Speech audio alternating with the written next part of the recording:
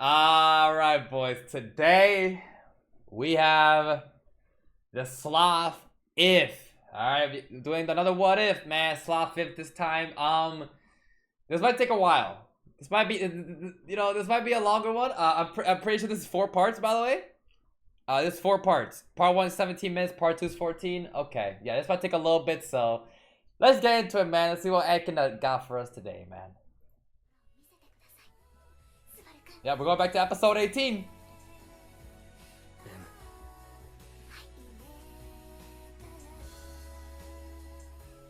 What if Subaru never said the word?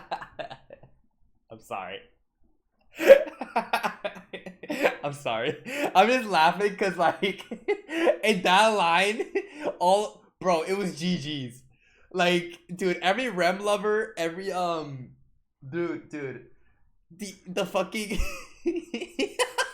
I love Amelia, so be my cuck queen, pretty much.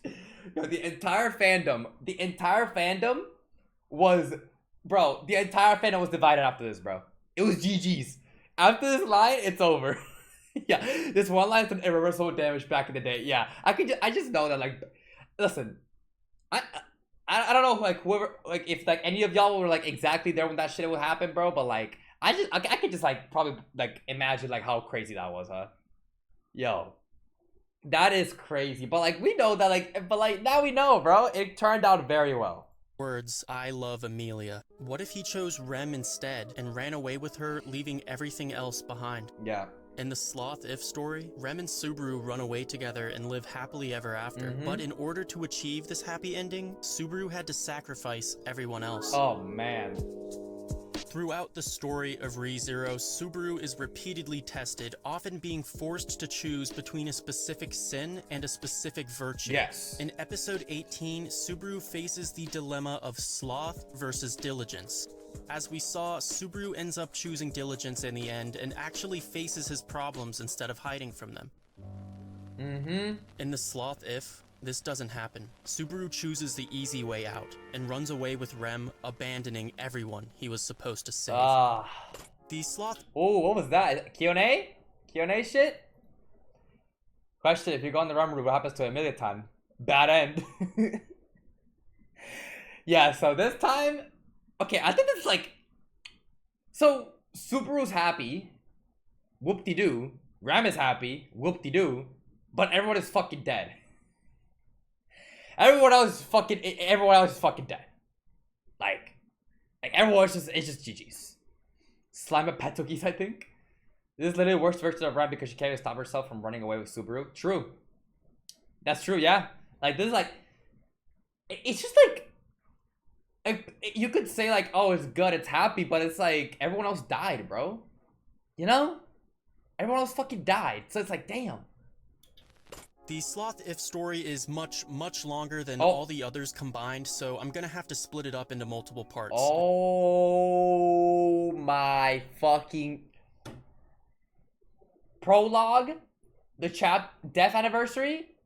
Oh my... yeah, we definitely... I'll definitely... Yeah, he will cover the LN. So this is the LN. So that's why it's longer. That's why it's longer. Because he's covering the LN. For Sloth. Okay. This video will cover the prologue as well as the first 2 chapters of the Rem If prequel. Now, I know the prequel was written after the original Rem If, but it's arguably more interesting, and I think it's best we start chronologically anyway. So without further ado, this is the Rem If prequel, the beginning of the ReZero Sloth If story. Okay. Let's see, man. Let's see. Prologue. Rem and Subaru are huddled up together, sharing a blanket inside a carriage. Rem's wide awake, but Subaru is currently asleep in the middle of a horrible nightmare. In his sleep, he starts mumbling out loud about his feelings of shame and self-hatred to the point that it starts to disturb the other passengers. God. I don't like this. Subaru doesn't get over that shit, bro. I mean, maybe he will eventually, but, like, the whole, like, bro, like, obviously, like, we know to this point, like, in the actual anime, he still feels these things about himself, like, the whole self-hatred and, like, the, no confidence and shit, but, like, this time around, it's like even worse. He didn't face his problems. He ran away. He let everyone else to die. So it's like even fucking worse, dude. Like, it's actually just so much worse. Remember, because Rem agreed to run away with Subaru, episode 18 didn't happen the way we remember it. Subaru's mental conflict remains unresolved, so he's still suffering from self-loathing, depression, and now guilt as What a good point. I'm thinking of it as if, like, the entire moment of that episode happened. No. What happened? It was the very beginning. The very beginning, he goes, Rem, run away with me. So in that moment, she says yes. So everything else that happened after that, like the whole letting all of his feelings out, like I hate myself and all that shit, and Rem pretty much lifting him all the way back up. That shit didn't happen. Yeah, she doesn't say no initially. She just says fuck it. So the entire moment that pretty much brings back Subaru to pretty much like be good, right? Like Rem pretty much saving him and lifting him up, right? The from zero, right? From square one, let's start from zero. Like that shit doesn't happen. Oh fuck. well. One of the other passengers in the carriage seemed to be genuinely concerned for the sleeping Subaru. He hands Rem— What the fuck? Holy lore. This fucking character. Holy shit. to be genuinely concerned for the sleeping Subaru. He hands Rem a piece of paper and tells her to bring it to someone named Hannibal. Hallibell! What? Hallibell? Again? Pandora? Hallibell's back! Hallibell's back! What the fuck? 1 hour, 9 minutes total? Oh shit. Rem accepts the paper, and then there's a big time skip. Okay. Chapter 1, 2 months. It's officially been over a year since Subaru was transported to the ReZero world, and he's now living in Kararagi, the kingdom west of Lagunica. Yes. Subaru's had to move around several times, but he finally settled in a town called Banan. In many ways, Kararagi was oddly similar to Japan, almost too similar. Yep. Okay. Kararagian residents eat with chopsticks and wear traditional Japanese clothing. Oh, Oregaru.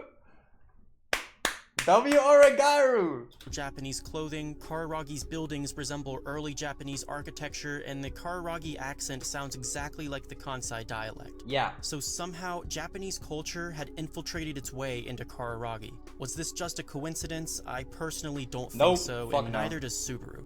There is definitely something strange going on in Kararagi, so if any of my subscribers have a theory about this, I would like to read it if you want to leave a comment. Well, I mean, is it just like... We already know this. Multiple people have been isekai here, bro. At this point, like, we already fucking know this. Like... Yo, I already fucking know this, man. Anyway, Subaru and Rem now share an apartment in Kararagi as husband and wife. Yes, Natsuki Rem was even more beautiful now than she was in the past. Instead of a maid outfit, she wears a blue kimono that matches the color of her hair, which is actually a lot longer now. Rem works as an elementary school teacher, and Subaru is currently unemployed, searching desperately for a job. Rem doesn't earn a lot of money as a teacher, so Subaru feels guilty for making her support the both of them. Their next door neighbor is a shabby looking wolf human named Hannibal. Hallibell's the neighbor? What the fuck? Hallibell's the neighbor. That's crazy. I will say this. Okay, I will say this. If I watch this video in season 1, I think I'll be even more attached to this ship. I think this ship for me would be crazy. But now that we're in season 4, I'm fine with it. Like, it's cool for the story, but like I don't really feel that connection, you know? Like Rem has been benched for so long that like now that I just love Amelia so much, but like her character is just like, you know, like Subaru and Amelia, right? Like maybe if I watched this back in like season 1, where I was like a Rem lover and like Rem's character was at his peak, I'm not gonna lie, that's when I'll be like, holy shit, let's go. But right now I'm just like, okay. Okay. But hey, Hallibell's here. If you saw my Wrath video or you read the story, you're probably familiar with Hannibal. But We for know. those of you who don't know, Hannibal is one of the strongest characters in ReZero. Think of him as the ultimate ninja. He's pretty well known throughout Kararagi, but at this point in the story, Subaru thinks he's just a normal guy. Hannibal often makes fun of Subaru for being unemployed and teases him, and their relationship is kind of similar to that of Subaru and Julius, at least in the sense that Subaru acts like he hates Hannibal, but deep down, we all know how he really feels. Okay, so it's like Subaru and Julius, but it's just Subaru and Hannibal now. Okay, he low-key goated, I ain't gonna lie. Anyway, Hannibal's gonna be an important character later, but as of right now, Subaru's #1 concern is finding a steady source of income. So he heads on down to the town's employment office and he checks the quest board for a suitable job. One of the job offers looks pretty interesting. Investigate Zarestia's bed, it says. Subaru tries to accept the quest, but apparently he's too late, someone else is already doing it. Damn. Now, Subaru didn't know this at the time, but Zarestia's bed is a location in Kararagi where the great spirit Zarestia resides. It's known to be an extremely dangerous area surrounded by deadly wind that kills anyone who tries to enter. The great spirit Zarestia has been around longer than the dragon, which also means they were able to survive the Great Calamity 400 years ago. But this lore is crazy. I didn't even notice this part of the fucking map. I mean, I haven't like read every fucking location, but okay. This is what. All this information about Zarestia is pretty much public knowledge in Kararagi, but again, Subaru had no idea at the time. Anyway, Subaru ends up accepting a completely different job offer. He's gonna be working in one of the town's mansions as a maid. What? Wow. Okay. Don't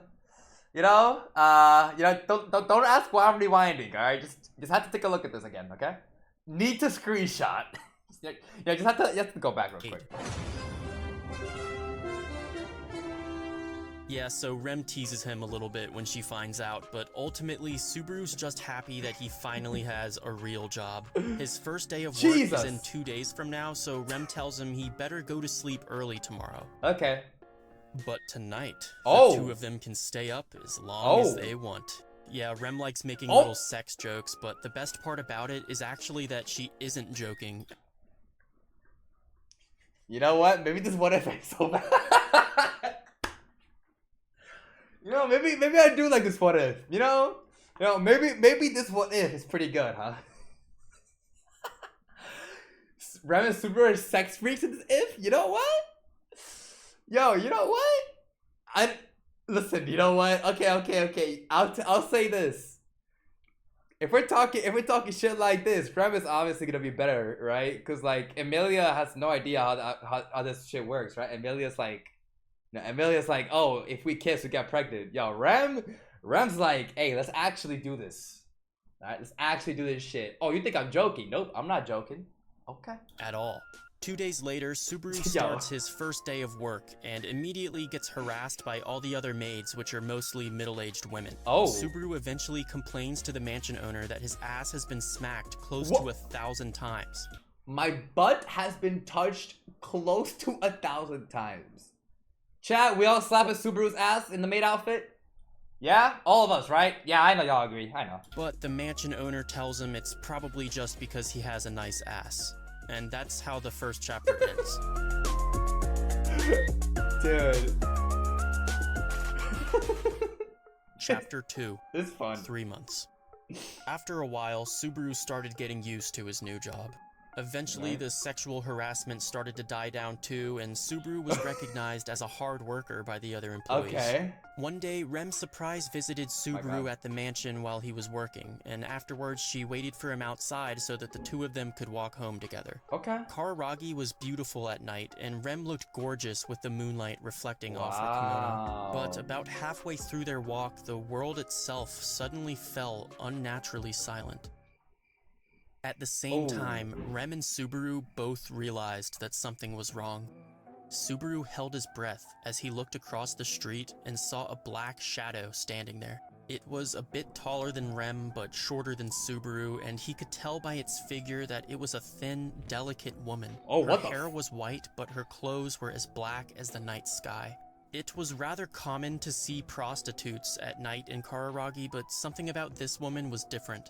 There was something about her that gave Subaru a sense of dread. Her glowing eyes suggested that she was something other than human, like she had the body of a person, but was instead something much more repulsive.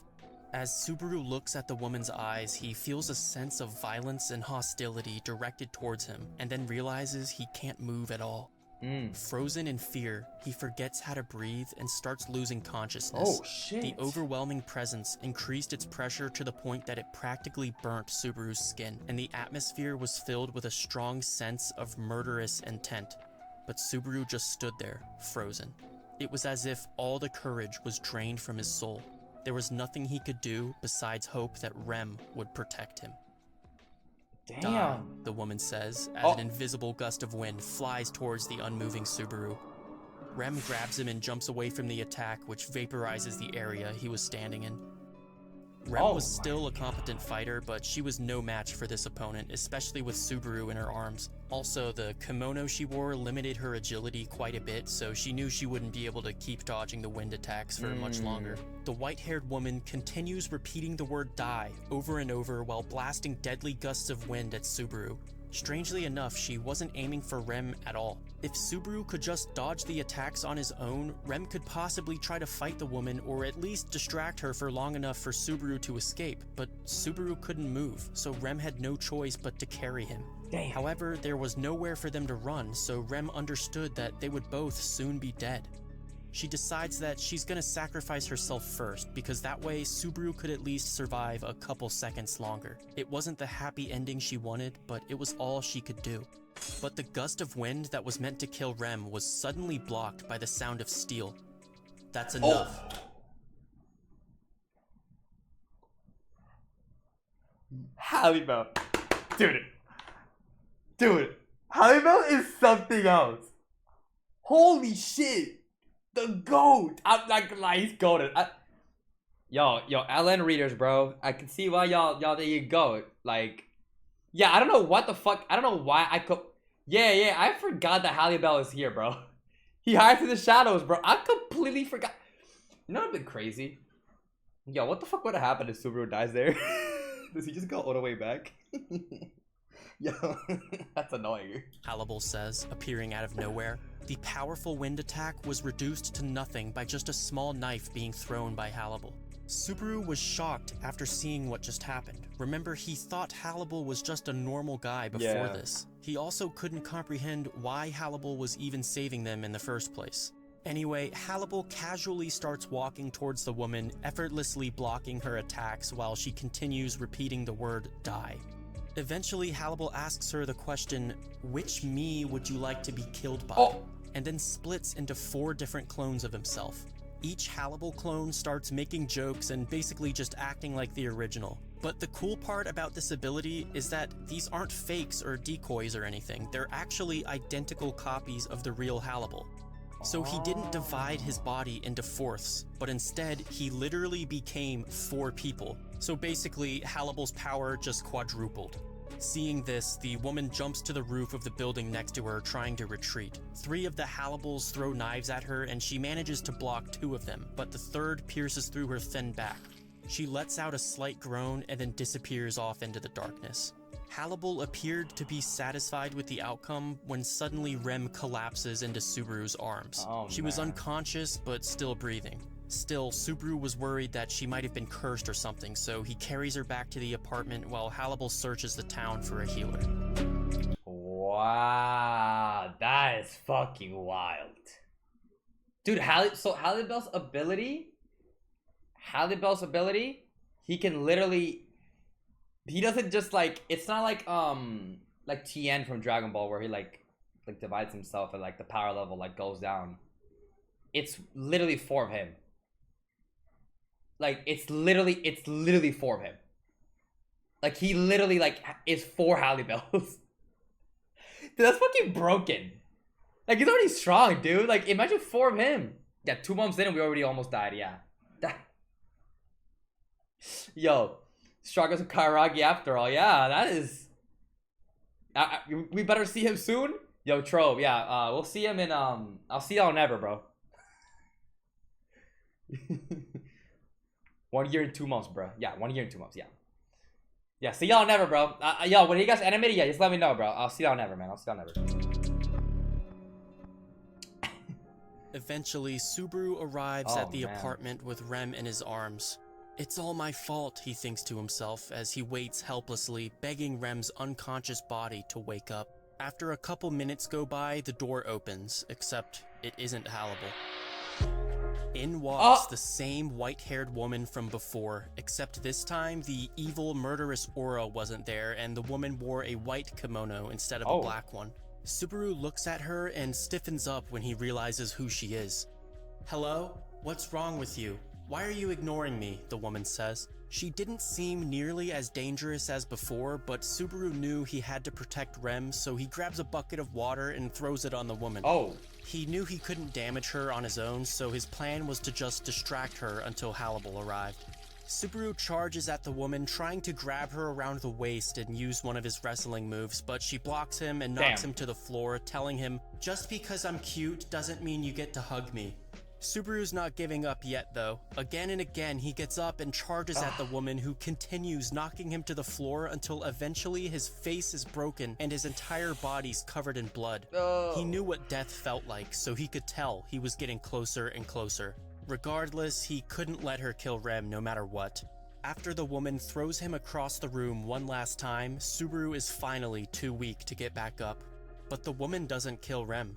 She takes a good look at her and then just leaves without doing anything. She lets Subaru survive as well. In fact, she never actually attacked him. All she really did was defend herself from Subaru's attacks. It was quite odd because earlier that night, she didn't show any mercy whatsoever.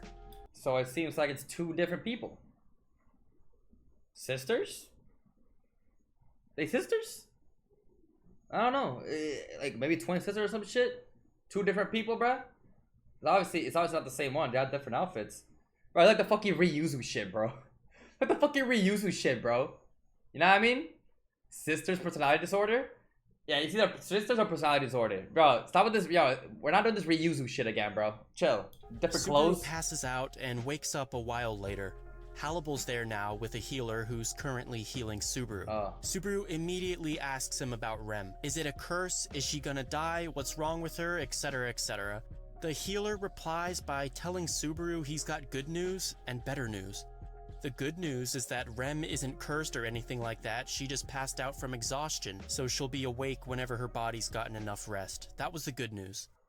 Now as for the better news, all he says is the word, congratulations. What? At first, Subaru didn't understand, so the healer makes it a bit more clear for him. Subaru, your wife is 3 months pregnant with your child. Oh shit! Damn it! Yeah, they did that shit, huh? Yeah, they fucked for sure. Yeah, after that, earlier when, earlier when it was, yeah, they've been like bunnies, bro. Yeah, they definitely fucked, huh? Yeah. Subaru's eyes open wide. Pregnant? Rem's pregnant? This new information was so overwhelming that Subaru couldn't think properly. Hannibal tells him that he's got something important to ask him, but now is obviously not the right time. Right now, the most important thing is for Subaru to spend time with his pregnant wife and to make sure that he's the first thing she sees when she wakes up. Reference to, yo, am I looking too much into it, bro? First thing that she sees when she wakes up. What's happening right now in season 4? What'd he say? I'm just saying. For Subaru to spend time with his pregnant wife and to make sure that he's the first thing she sees when she wakes up. Hannibal tells Subaru that he'll talk with him tomorrow morning and then exits the room shortly after. The healer follows him out, leaving the married couple alone together. After a couple hours pass, Rem nervously opens her eyes and says Subaru's name. Subaru gives her a brief summary of the previous night's events, answers all her questions, and then informs her that she's pregnant with his child. Rem was obviously quite surprised, but Subaru restates it again in greater detail just to reiterate. Rem was basically in shock, but she manages to ask Subaru what he thought about it. Maybe Subaru's unhappy about it, is what she was thinking, but Subaru corrects her, explaining that it makes him extremely happy that she's pregnant. He hugs her and tells her thank you over and over. This causes Rem to start crying, which causes Subaru to start crying, and then the happy married couple hold on to each other, sharing their joy with one another. Rem tells Subaru she loves him, and the chapter ends. You know what? My boy Subaru's happy. Yo, if Subaru's happy, I'm happy, bro. I'm not gonna lie. Hey, he's happy, bro. And you know what? Rem's not even a bad option either, bro. Hey, you know what? I'll take this. Yeah, as long as Subaru's happy, we chilling. Yo, you know what? Subaru's happy. I'll take it.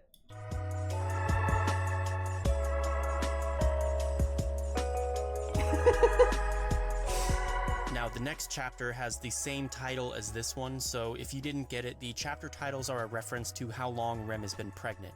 So between chapters 1 and 2, there was a 1-month time skip, and it looks like chapter 3 continues right where we left off, so we'll probably get to hear what Hannibal wanted to talk to Subaru about, and hopefully we'll learn a little bit more about this mystery bitch. She appeared twice in the same night, except her outfit, her aura, and her personality were different.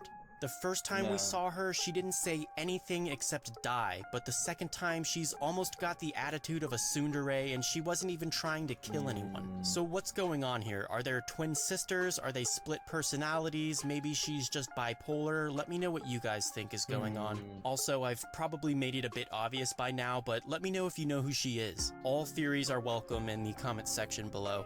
So this... Did he mention earlier, what was the fucking name? Zarezia? I could be wrong about this actually. But I don't remember like the exact name that you said, but that's what I... Yeah. Overall, I thought the first chapter was kind of boring, but the second chapter definitely made up for it with some action that I totally didn't expect. I think Hannibal's ability is really cool, and I'm glad we got to see that, and I was also surprised with the amount of information we got from this first chapter. Pretty much all the information we have about Kararagi came from this If story. So even if you're not a fan of Hannibal or the white-haired girl, you gotta give this story some credit for what it does right. I hope you guys enjoyed part 1 of this If story. Remember to give the video a like if you want to see the series continue, and don't forget to subscribe so you'll be notified when part 2 comes out. And as always, guys, I do have to cut certain details from these stories simply due to time restrictions, so the only way to get the full experience would be to actually read it yourself. I highly recommend you do so. Yeah. Anyway, that's all I got for you guys today. Keep talking about ReZero. I hope you're all enjoying season 2, but I'm out for now, so peace out until next. Yeah, so honestly, I'll probably like read this, like, you know, I'll probably read these on my own time, you know, but yeah, of course, I know. All right, well, that was part 1. That was part 1, man. You know what? I like it so far. I like it so far, man. Echidnut, what is this incorrect slander? Sloth IF is best route. What the hell is this read? Yeah, what the fuck? Yeah, reading. Reading? Ooh, yo, what the fuck is reading, bro? Ooh. Okay, let's go. Part 2, y'all.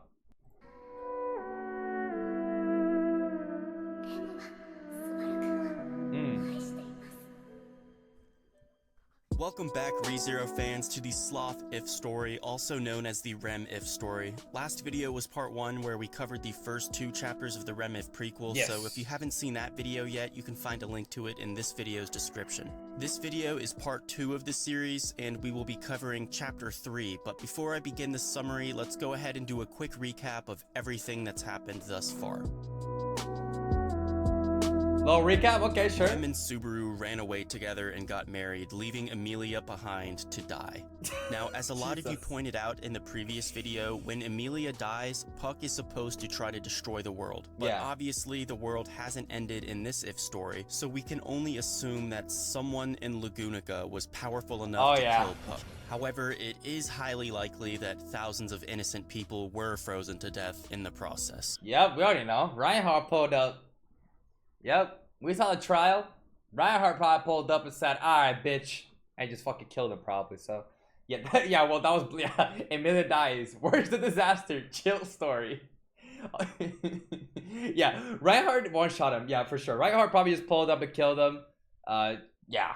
Anyway, Subaru and Rem move to a Kararagi town called Banan, where Subaru finally gets a job. 1 month later, a mysterious white-haired woman tries to kill him, but luckily he is saved by Hannibal. Later that night, the same woman shows up again, except her outfit and personality are completely different, and she no longer has the desire to kill Subaru. After she leaves, Subaru discovers that Rem is pregnant with his child, and then the two of them share a nice little happy moment together. The next chapter picks up right where we left off. Also, do y'all know if this like is this just like fan illustration? Like I don't know why this looks like some like visual novel. This looks like some like visual novel like game shit. I don't know why. It's from a game? Oh shit, yeah, I can tell when. Damn, I can tell when art's from a game, huh? This looks like from game shit. Yeah, it's from a game. Okay, yeah. ReZero Kiss or Death. Wow, yeah, it does look good though. Yeah, it looks pretty good. Yeah, it looks pretty good. Yeah. Moment together. Yeah. The next chapter picks up right where we left off. Chapter 3. 3 months. Eye tracker challenge? After learning of Rem's pregnancy, the happily married couple spent the entire night celebrating. The next morning, Hannibal stops by to say hello, but Subaru is kind of upset with him. Remember, nobody told Subaru that Hannibal was the strongest person in Kararagi. Yeah. Subaru had thought Hannibal was just an average guy, so when he saw him in action for the first time, he was pretty shocked and even a bit offended. Yeah, cause what? Like he didn't like tell him? Like maybe he didn't feel like Hannibal could trust him or some shit to tell him everything. I mean, yeah, there you can fucking go. Subaru makes a harem in this game? Is that true? He makes a harem in this game. Huh, okay. Truthfully, Subaru had grown suspicious of Hannibal. Everything he had previously thought about him turned out to be a lie, so now he didn't know what was real anymore. Could he even trust Hannibal? He wasn't sure. And that kind of hurt Hannibal's feelings. Hannibal didn't want Subaru to treat him any differently from before, so to ease the tension a little bit, he jokingly threatens Rem and Subaru's lives and then laughs his ass off. Yeah, yep. I guess I'll have to kill you. Funny joke, right? Yep, I guess I'll have to fucking kill you. I mean, that's pretty funny. I don't know about y'all. That's pretty peak. I think it was at this point when Subaru realized Hannibal hasn't really changed at all. But Hannibal goes on to explain a little bit of his backstory. His wolf-human species is almost extinct. He's one of the last surviving shinobi warriors. He knows how to use curses, and he specializes in attacking his opponent's weak points, but he's not allowed to explain how he fights. All we really need to know is that the shinobi were a group of ninjas, and of course, ninjas were Japanese. And by the way, all the buildings in Kararagi have Edo period architecture, which was actually the same time ninjas were prevalent in Japan. Okay, this timing is fucking crazy though. What? What? Brother. What the fuck? Someone got isekai from Dude, how many people y'all think got isekai, bro?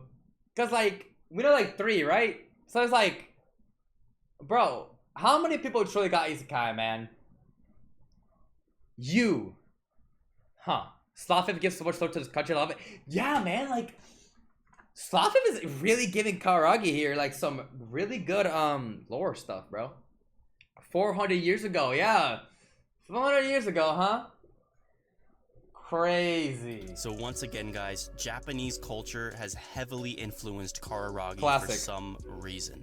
Anyway, at some point, Subaru decides to thank Hannibal for saving his life. Hannibal accepts his thanks and then takes a big puff of whatever's in his pipe. But obviously, Subaru doesn't want him smoking around Rem anymore, so he tells him, "Hannibal, could you please not smoke tobacco around my pregnant wife?" To which Hannibal replies, "Oh, don't worry, Subaru. This isn't tobacco."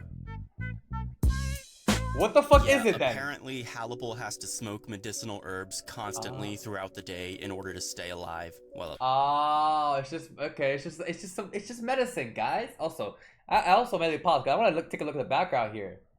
Yo, I'm not gonna lie. It's actually kind of. I actually like how Echidnut here is like using like the characters to like showcase what's going on with the conversations too. Like at the text at the top. Minecraft painting. Yup, a Minecraft painting. Y'all know, bro. Y'all know it. We just have some like classic furniture here at the back too. Okay. at least that's what he says. Anyway, the conversation takes a more serious turn when Hannibal brings up the white-haired woman from the previous night. Subaru's first thought was that the woman's another Sin Archbishop of the witch cult, but Rem tells him that's not the case. Yeah. Remember, for some reason, Rem can smell the witch's scent, and apparently that woman didn't smell like the witch at all.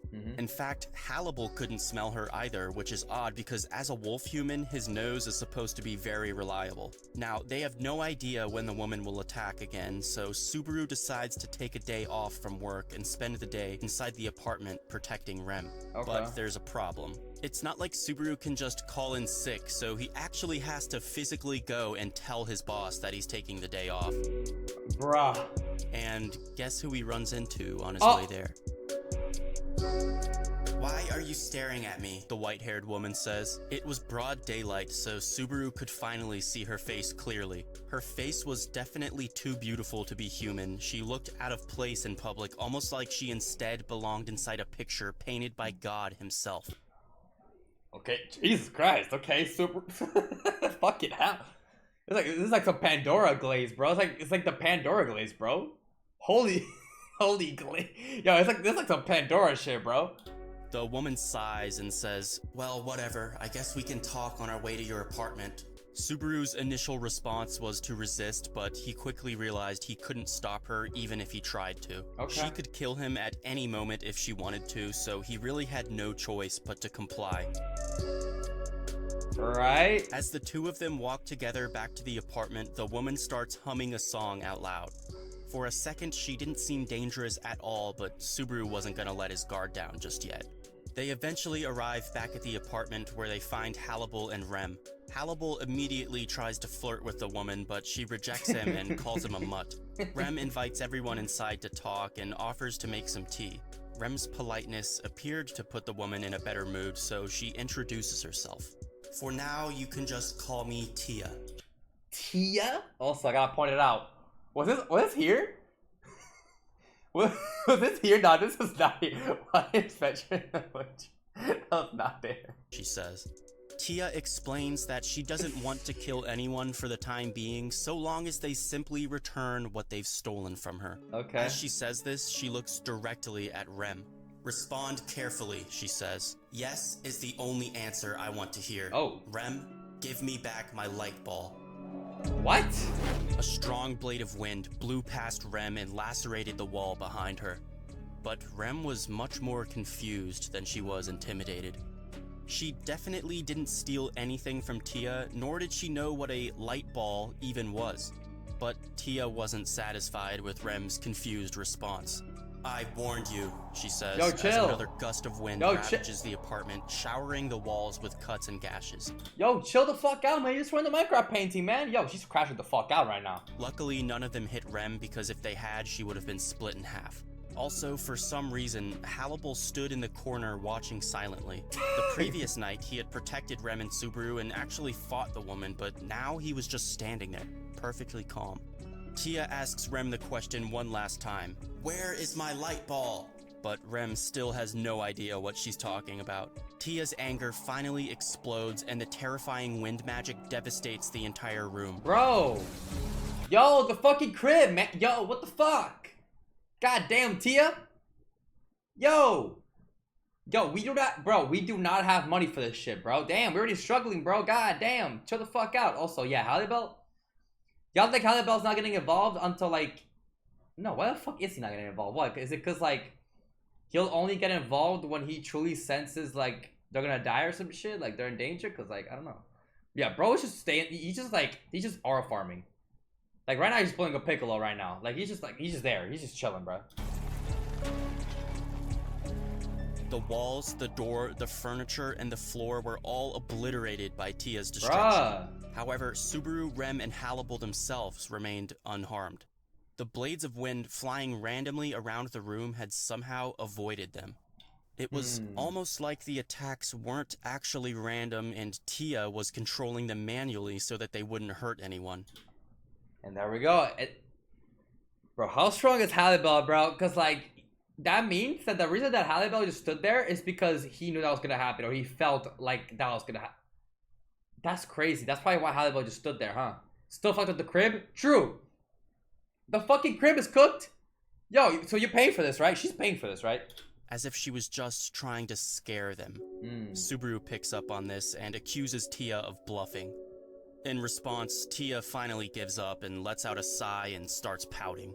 Look, I didn't know Rem was pregnant, she says. Oh. She explains that normally she would have just killed Rem for stealing her property, but because the baby didn't do anything wrong, killing it would go against her beliefs. So the pregnancy saved us? The pregnancy saved us, yo. I guess it was worth it in the end. Also, Shinigami, huh? Believes as a Shinigami. Okay. A Shinigami. She tells everyone that if Rem doesn't give her back the light ball, she's just gonna have to wait until the baby is born to kill Rem. Yeah. Let the baby get born first. Then you're fucking cooked. What the hell? Everyone in the room just kind of stares at Tia, giving her weird looks. Her face turns red as she gets embarrassed and starts stomping on the ground, saying, "Stop looking at me like I'm crazy. Rem is a thief and I know it." They all keep staring at her, and Rem points out that Tia's bad behavior was similar to that of the children she teaches at the elementary school. Damn, Rem! God damn, Rem. Rem points her finger at Tia and scolds her, saying, "Tia-sama, we would like to help you find your light ball, but not until you learn how to behave. Understand?" Tia nods her head timidly and quietly says, "Yes, I understand." And just like that, Rem had easily taken control of the situation, and Tia was now acting like a child awaiting punishment. What the fuck? What the fuck? Quick! Rem out here just taming. What the fuck? Rem gets Tia to promise not to attack anyone unless she can actually prove that they took her light ball. Okay. But from now on, Tia's gonna watch Rem and Subaru closely and try and gather evidence that they stole it. Meaning that yes, Tia wants to live with Rem and Subaru from now on. What? Oh no, Subaru says. If Tia's living with them, Subaru won't have any alone time with Rem, which obviously means no more sex. Fuck. No more sex, dude. Also, what the fuck? Why would you live? Why the fuck do you want to live with that? Why would you? No. Why would we accept a random stranger?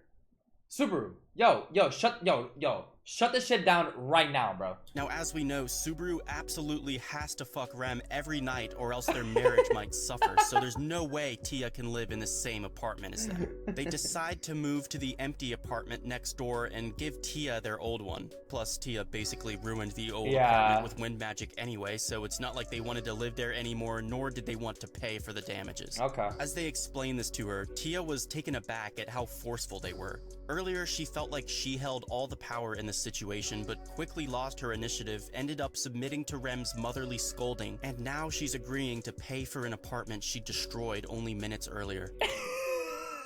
What a fucking switch up! How did we get here? Yo, how did we get it here, Minecraft advancement, bro? Yo, how did we fucking get here? Like, listen, okay, good thing is, we moving next door. At least, she can keep the fucked up apartment, it's fine. It's all good, honestly, it's all chill. You guys are kinda tough, she says. Yeah, they are. That was the first time Subaru actually agreed with the beautiful, unreasonable Shinigami. Okay. Later that day, Rem punishes Tia by making her clean up the apartment. Okay. Meanwhile, Hallible and Subaru walk outside to talk in private.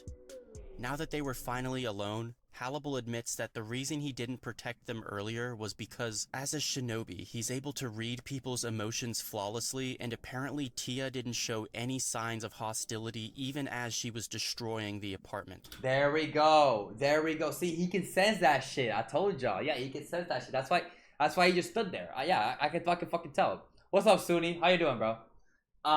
Yeah, so obviously, because of that, he's chilling, bro. He was like, alright, I'm gonna just stand here in ore farm. I ain't gonna lie. I'm just gonna stand here, man. However, she is still quite dangerous and could possibly pose a threat to them again in the future. And because Hallible can't detect her scent, he might not be able to stop her if she attacks again.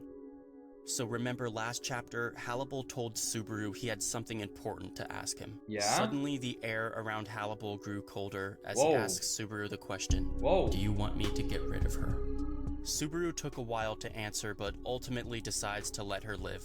He didn't want Hannibal to play the role of a villain, and because Rem appears to trust Tia already, Subaru decided that he should as well. Yeah, if this was, if this was Oboreru, bro. If this was Raph. yeah, I was thinking the exact same shit. I was like, we're not a Raph, right? So, like, you know, like, yeah, this time around, Subaru's like, chill, nah, we don't get rid of her, alright? No flipping the coin. Yeah. Yeah, true. I think I'll say, though, trusting her completely is a little, cause like I think I'll keep. I would have kept my eye on her anyway though. Like that's still sus as fuck, bro. Where's the other one? Like okay. I think the dangerous thing would be if she could like switch personalities, bro. Where you imagine like one night she like switches to her other personality or some shit, and all of a sudden she starts killing people. Like, I mean, it could just be sisters, right? It could just be sisters or some shit, but like, I don't know. I wouldn't take that like as like easily trust. I don't know. The cold air coming from Hannibal's body vanished within an instant, and he went back to being the same old sluggish wolf. Wow. Hannibal laughed at Subaru for so easily forgiving someone who had almost murdered him, but little did he know, Subaru was actually married to someone who had murdered him.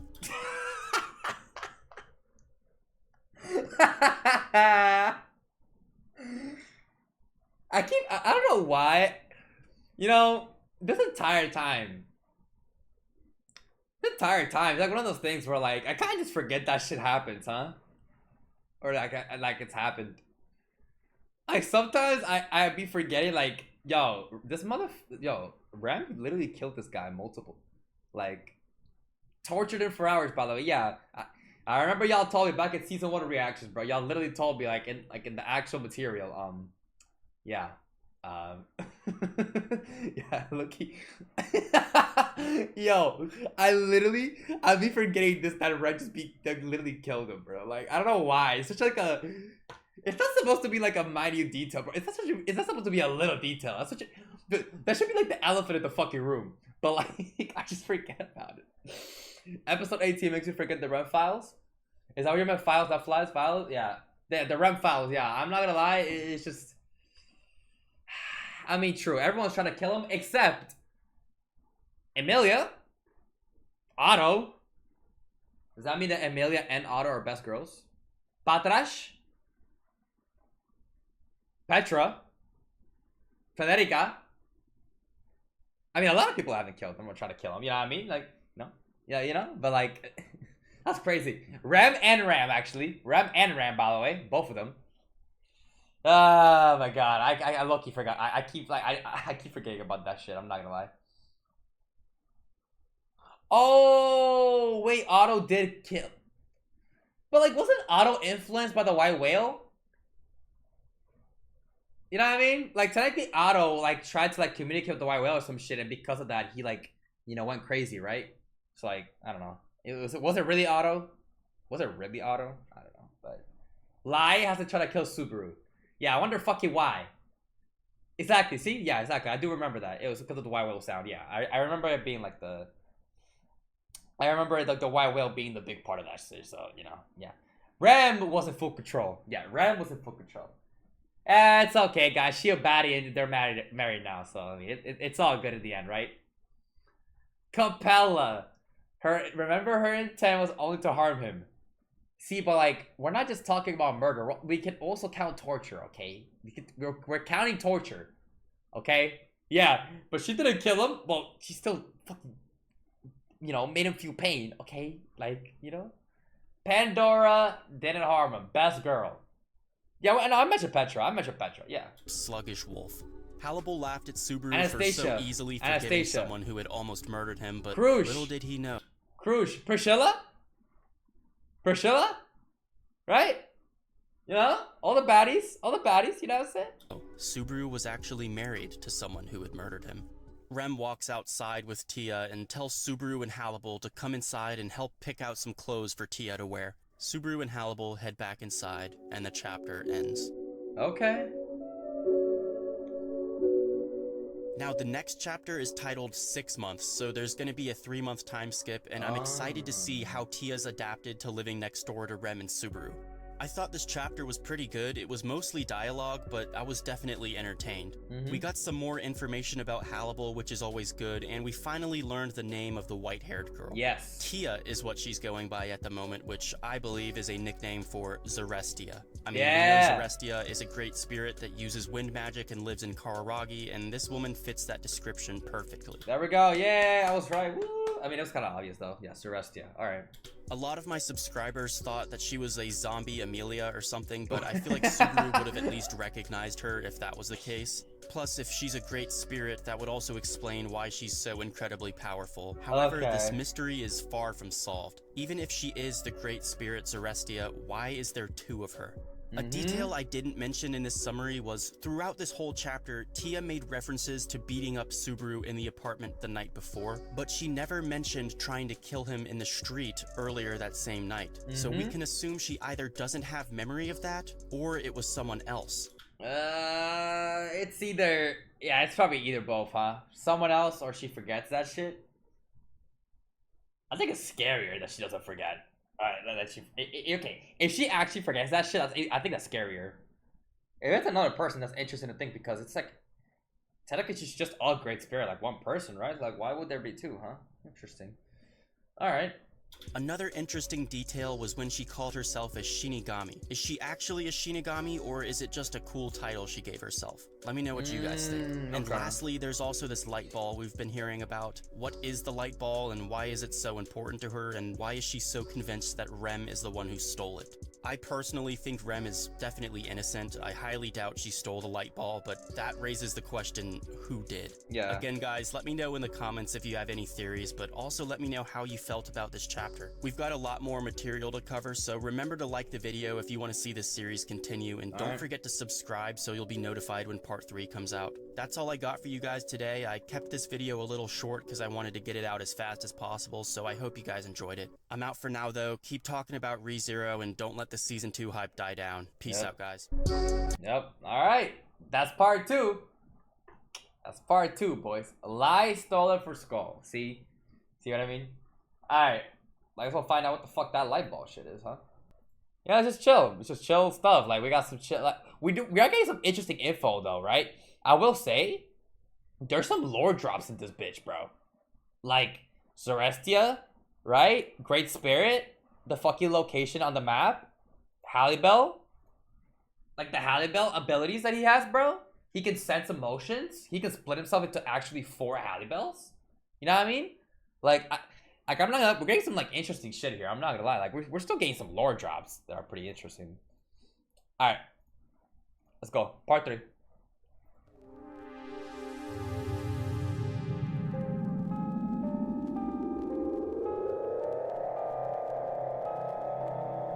Welcome back, ReZero fans. It's time for another episode of the ReZero Sloth IF story. This is part 3, so if you haven't seen the first 2 videos, click the link in the description. This video will cover chapters 4 and 5, and we have no time to waste, so let's get right into it. Bet. Yes. Last chapter recap. White-haired woman calls herself Tia. We got Tia. Tia thinks Rem stole a light bulb. Tia wants to live with them. Subaru tells Highbell to not kill Tia. Yep. For the past several days, Tia has been living in the old apartment. Hannibal lives in the apartment to her right, and Subaru and Rem live in the apartment to her left. And by the way, the walls of these apartments are very thin, so sometimes at night, Tia will sit with a red face listening to the noises coming from the apartment.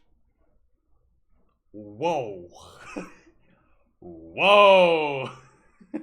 What should be happening, huh? Wonder what'll be happening, huh? They'd be going wild. They'd be going wild. Yo, they'd be going wild. Yeah, she does have cat ears here. Blood acting like he didn't wash this a minute ago. Okay, just so you know, the reason... Okay, I like to like... Okay, even if I watched something a minute ago, I like to look at the recap anyway, just to get the information even more, you know, to set it. You know what I mean? I like doing that. Alright. To her left. Well, she's already pregnant? I mean... Who knows what'll be happening? Who knows what be happening? Like, who knows what be happening, that bitch? I ain't gonna lie.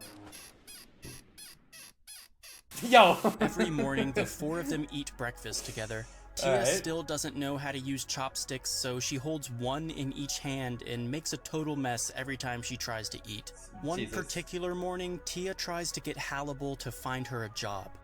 She says the only thing she's good at is killing, but she doesn't feel like killing anymore.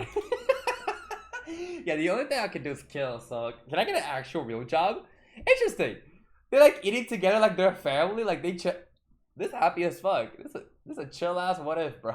What the hell? So Hannibal recommends that she either becomes law enforcement or a bounty hunter. She's a strong fighter, so arresting criminals would probably be easy for her. Tia gets excited by this idea, so she grabs Hannibal by the neck and drags him outside with her. She makes him take her to the town's quest board so they can take a look at all the wanted posters. Okay. They end up tracking down a thief who tries to blow them up with magic stones, but Tia punches him in the face and ties him up. Kazuma, what are you doing, bro? Yo, Kazuma, what are you doing? Kazuma, what the fuck you doing, man? Yo. Yeah, the panty snatcher steal. Yo, listen, yo, I fucking Kazuma, man. Yeah, I love Kazuma so much. She even gets him to snitch on a bunch of other criminals in the town, resulting in a very successful first day of bounty hunting.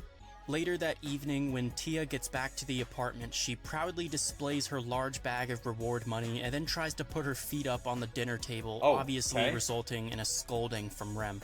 However, her eyes lit up when Rem presented her with a gift, a brand new wooden spoon. W gift. Aww, absolute fucking cinema. What a fucking gift, y'all. Finally, she didn't have to use those annoying chopsticks anymore. Tia smiled as she ate with her new spoon, and she appeared to enjoy Rem's food more than anyone else did. It was like she was some rare animal that had never experienced home-cooked meals before. After dinner, Hannibal announces that he's gonna get drunk and then take a bath when suddenly Rem says, "Let's go to the bathhouse." Oh. That's right. This is the hot spring episode of the Sloth If story. Absolute cinema. Oh, whoa. What's happening here, man? Yo. Oh, shit. Absolute cinema. Yeah, this is the best one so far, bro. Yeah, this is the best if. I mean, this is the best if so far, man. You know, I got scared for a sec. Yeah, you thought, yo, I thought the camera was gonna keep going down. It was gonna be scared. I was like, wait, whoa, yo, whoa. She has a towel. Hannibal and Subaru try to relax in the water, but Tia climbs the wall and tries to wave to them from the other side. She was naked, but sadly the wall covered up all the good stuff. Sadly, the wall covered up the good stuff.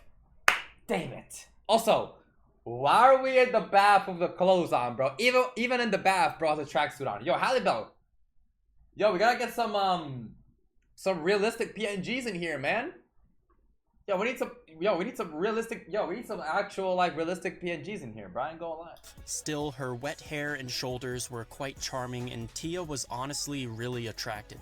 But she was too innocent to understand the purpose of the wall, so she tries to climb over and jump into the men's bath. Oh. She's that innocent? It's like, okay. Suddenly, Subaru hears the all-too-familiar sound of chains, and then something wraps around Tia and pulls her back down. Rem apologizes from the other side of the wall, and Subaru wonders how and why she brought her more. That's what I was fucking hearing? I was like, what am I hearing right now? It's the fucking chains. Why did Rem bring that shit? Why did she bring... I was like, what the fuck am I hearing?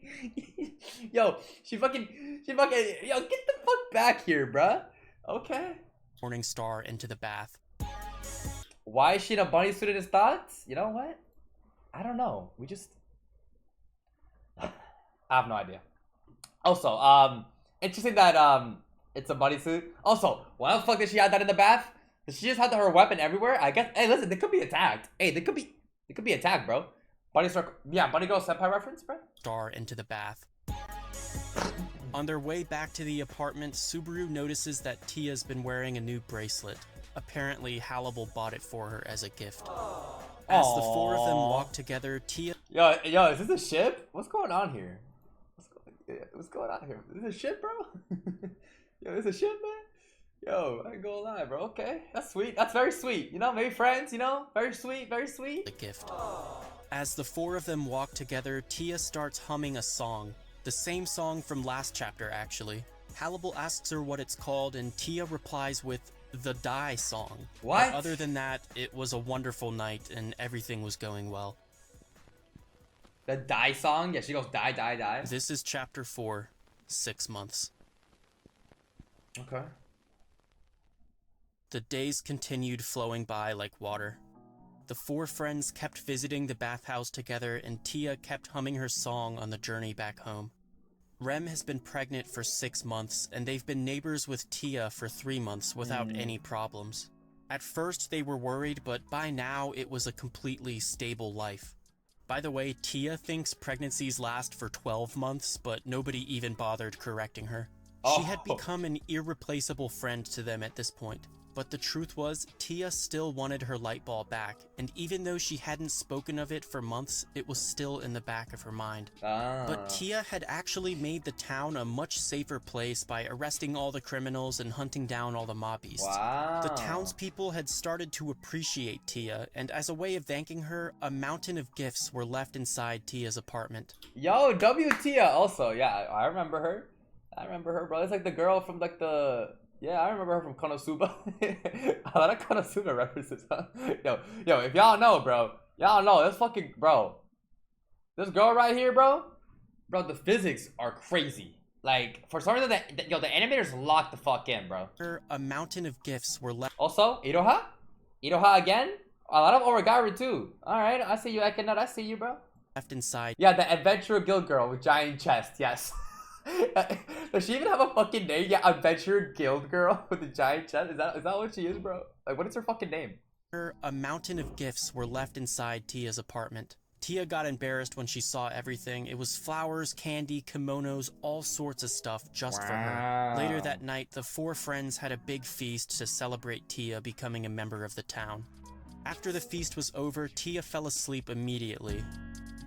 So she became a mayor? That's sweet as fuck. Later that night, the four friends had a big feast to celebrate Tia becoming a member of the town. Oh, member. I don't know. Why did I hear mayor? I was like, what the fuck? Is she a mayor? Member? What the fuck? After the feast was over, Tia fell asleep immediately. Okay. Apparently, one of her gifts was an expensive bottle of alcohol, and she drank it without knowing what it was. God damn. Rem grabbed a blanket to put over Tia so she wouldn't catch a cold, but suddenly Tia wakes up and grabs her. Rem was the only one close enough to see Tia's face, so Hannibal and Subaru didn't notice, but Tia had been crying. "Give it back," she says. And before Rem could realize what was happening, the wind blew. Rem violently flew across the room and slammed into the wall. GG's. Here we go. So there's a disaster. Yeah, it's not just happy shit. So I'm gonna go ahead and guess it's more of a split personality. I think it's more of a split personality. It seems like more split personality, but why the fuck was a split personality so, like, I don't know. It's like so hidden. Or is it just the alcohol? Is it just the fucking alcohol? Like, what? Tia's eyes looked like she was dreaming, and with tears pouring down her face, she mutters, "My body, where is it? Where did it go?" Oh. Dreaming. Hannibal quickly realizes that Tia was a threat, so he dashes forward and hits her with enough force to cut through a tree. But Tia dodges it and shot back at him with wind magic. Ooh, they fighting. Oh, they fighting. Oh, they throw hands. The two of them fought for a while, but the apartment building was starting to collapse. Bruh. Subaru grabs Rem and gets her out of the apartment. Oh, she was in terrible man. pain. Rem's body bent with an agonized look on her face as she held on to her stomach. Meanwhile, the destruction in the apartment continued. Damn. Subaru runs back inside and yells at both of them to stop fighting. Suddenly, the madness left Tia's eyes, and Hannibal put his weapons away. Tia Brother. looked around at her surroundings with a confused expression. We need to take Rem to a healer right now. Dude, the crib is cooked again. Can we hear that again? Tia's eyes, and Hannibal put his weapons Let away. me hear that again? I'm sorry. Let me hear that again. Left side and yells at both of them to stop fighting. Suddenly, the madness left Tia's eyes, and Hannibal put his weapons away. Suddenly, the madness just left her. She's just good? What the fuck was that, dude? So it's split personality shit, or like she like changes. Like, what the fuck? Quick sober? The alcohol? The alcohol? Yo, is the alcohol doing this shit also? W Yukino? A lot of Origairu references. Origairu, Konosuba references? Okay, W Yukino, man. Okay. Tia looked around at her surroundings with a confused expression. We need to take Rem to a healer right now, Subaru says. Hannibal picks her up and then jumps across the street, and Subaru hurries after him, leaving Tia behind, alone. Wow. Tia wanted to stop Subaru from leaving, but she didn't know what to say, so she just sat there cowering like a child. She extends her hand, but obviously couldn't reach him. Damn. Subaru was angry and afraid of Tia, but right now, all he cared about was his wife and child. Fortunately, the baby was alright, and Rem was able to recover too. But after that night, Tia never returned to the apartment building. Oh, fuck. Well, there goes the fucking happiness. There goes Tia. There goes Tia, the happiness, all the good moments, bro. The four of them. That's so sad. Life got sliced. Oh, damn. Chapter 5. 10 months. The noisy, fun life they had with Tia had met its end, and the next 3 months went by within the blink of an eye. Rem still loved Tia from the bottom of her heart, but even hearing her name gave Subaru an unpleasant feeling. I mean, I guess I can't blame Subaru for feeling that way, man. That's so sad, though, because, like, it seems like for the most part, like, Tia's, like, chill. It's just, like, I don't know what the fuck happens to, with, like, that demon, like, side or whatever, that second, like, personality shit. Like, who the fuck knows, right? That sucks, dude. Yeah, okay. Is it all because of the alcohol, bro? That's crazy. All because of the fucking alcohol. Yeah, Rem, yeah, I mean, I'm not gonna lie, like, she definitely got very, she's strong as fuck, bro. Like, she's so strong. Bro, Halle Bell, because low-key, Halle Bell, like, fought her for a while, right? Like, she's pretty strong, man. Like, split personality is caused by alcohol? Bro, if it's just the fucking alcohol, take the fucking drinks away, bro. God damn. Yo, put the drinks down, man. He was still angry at her, and he definitely hadn't forgiven her. But regardless, Tia was no longer a part of their lives, and really neither was Hannibal. Ever since that night, Hannibal was committed to finding wherever Tia ran off to, so Rem and Subaru didn't see much of him anymore either. Oh, man. I mean, obviously, Halle Bell, obviously, right? Like, him and Tia had a close relationship. Like, they were cool with each other, bro. So Halle Bell's out there, bro. Damn, everything just fell apart that quick. God damn, bro. But they had bigger things to worry about.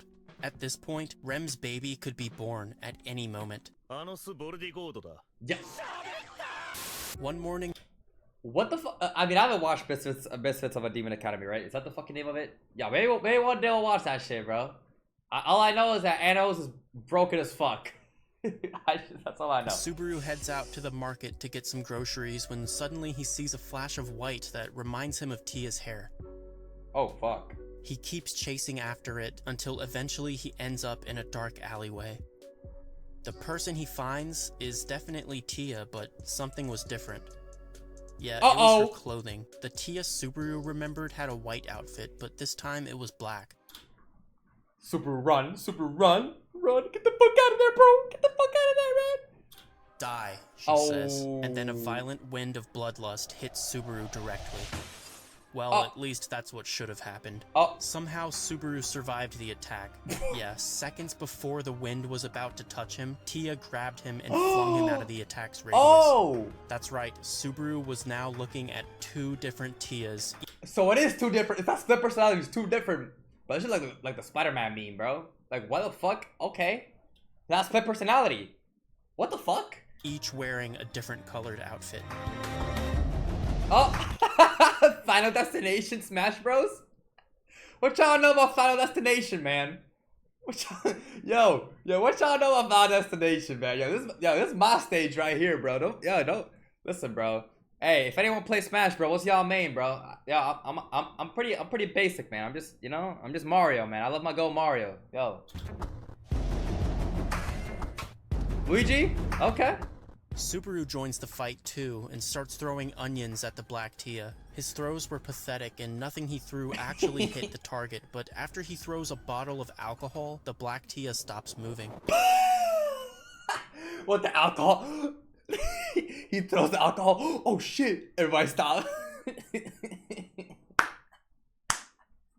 Yo, you fucking addicts! God damn, bro.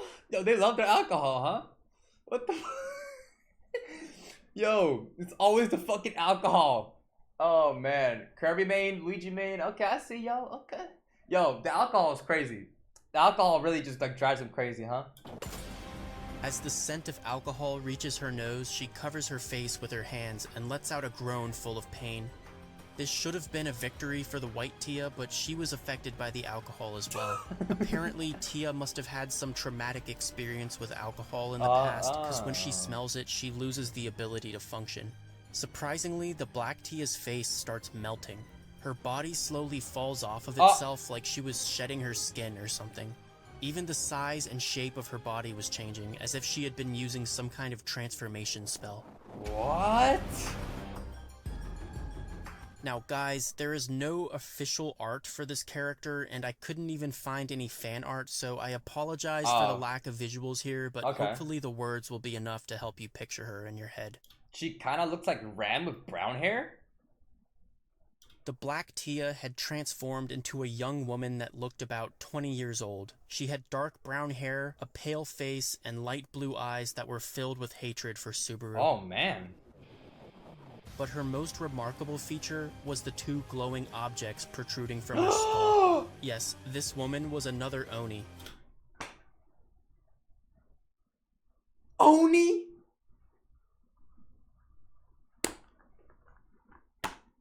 She's a fucking Oni. Holy shit. And this time she got both horns, huh? This one got 2 horns. The same race as Rem. Looking at Subaru, the Oni woman's bloodlust overflowed, and the storm of wind obliterated the surrounding buildings, causing them to collapse into the alleyway. Oh boy. Oh boy. The white Tia was still frozen stiff, so Subaru carries her out, and the 2 of them escape back to the apartment. Okay. When Rem saw Tia, she tackled her with a hug. After a 3-month hiatus, Tia was finally back, and yes, she's got some explaining to do. Hannibal had returned as well, and the 4 of them all sat down for a while and had a long conversation. We're back! Alright, we're back. Oh, the squad's back, okay. Worst girl on the wall? I mean, I do prefer Yukino as well, okay? Listen, listen, Yui lost, bro. And I do prefer Yukino, man, you know? Just how it is, man. 2 hours later. Yahalos! Yeah, yahalos, bro. Yahalo! Yeah, yo, that's crazy, bro. Yo, y'all know the whole like Oragaru like novel shit, like where apparently like it's like really bad. Like thankfully the anime finished off where it did, bro. Like I'm not gonna lie, leave the anime as it is, bro. Because apparently the novels it gets worse, bro. Finally, the Tia mystery was for the most part solved. Apparently, Tia had no idea until today that she had a clone. What happened was, a young Oni woman stole Tia's light ball, which was basically the source of her power. Oh, no, let me hear that Had again. no idea until today that she had a clone. What happened was, a young Oni woman stole Tia's light ball, which was basically the source of her power. Okay. So with the light ball in her possession, the Oni woman gained Tia's appearance as well as her wind magic capabilities. So it's just a completely different person, obviously, right? Oni, right? I guess like it said in the description, looks like Rem with brown hair. So it's just a completely different person, Oni. So it's not split personality, and it's not sisters or anything. It's just a completely different person that just like pretty much had her appearance. And yep, and that's why Tia thought Rem stole it, because it looks similar to Rem probably. Okay. Alright, that all lines up perfectly. Wow, yeah. But because she was the same race as Rem, Yep. they both smelled the same to Tia, so that's why Tia thought Rem took the light ball. Tia also reveals her true name.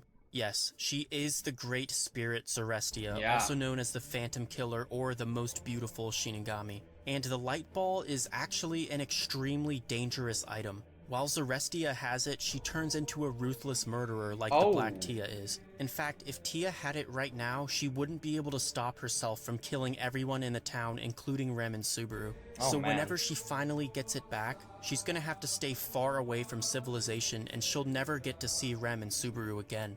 Oh no, that's so sad. Damn, but like that shit's dangerous, huh?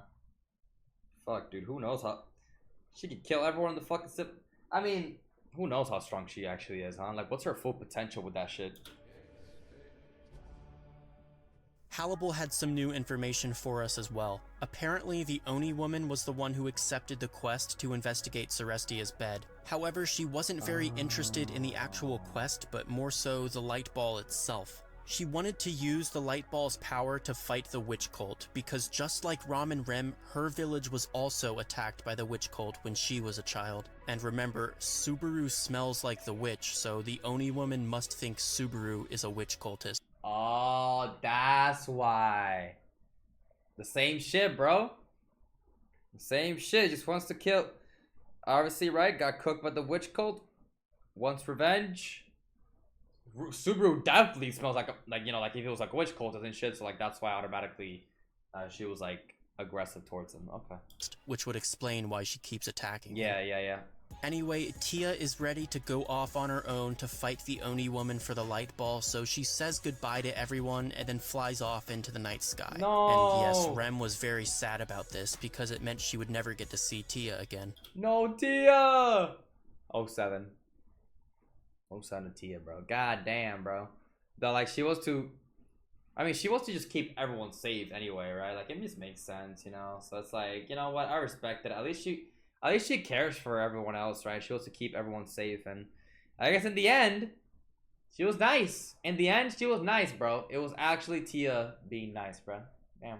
But as heartbreaking as it was, there was still a much more immediate issue taking place. Oh, yeah. That's right. Rem was finally going into labor. The baby was going to be born, and Rem and Subaru's lives were about to change forever.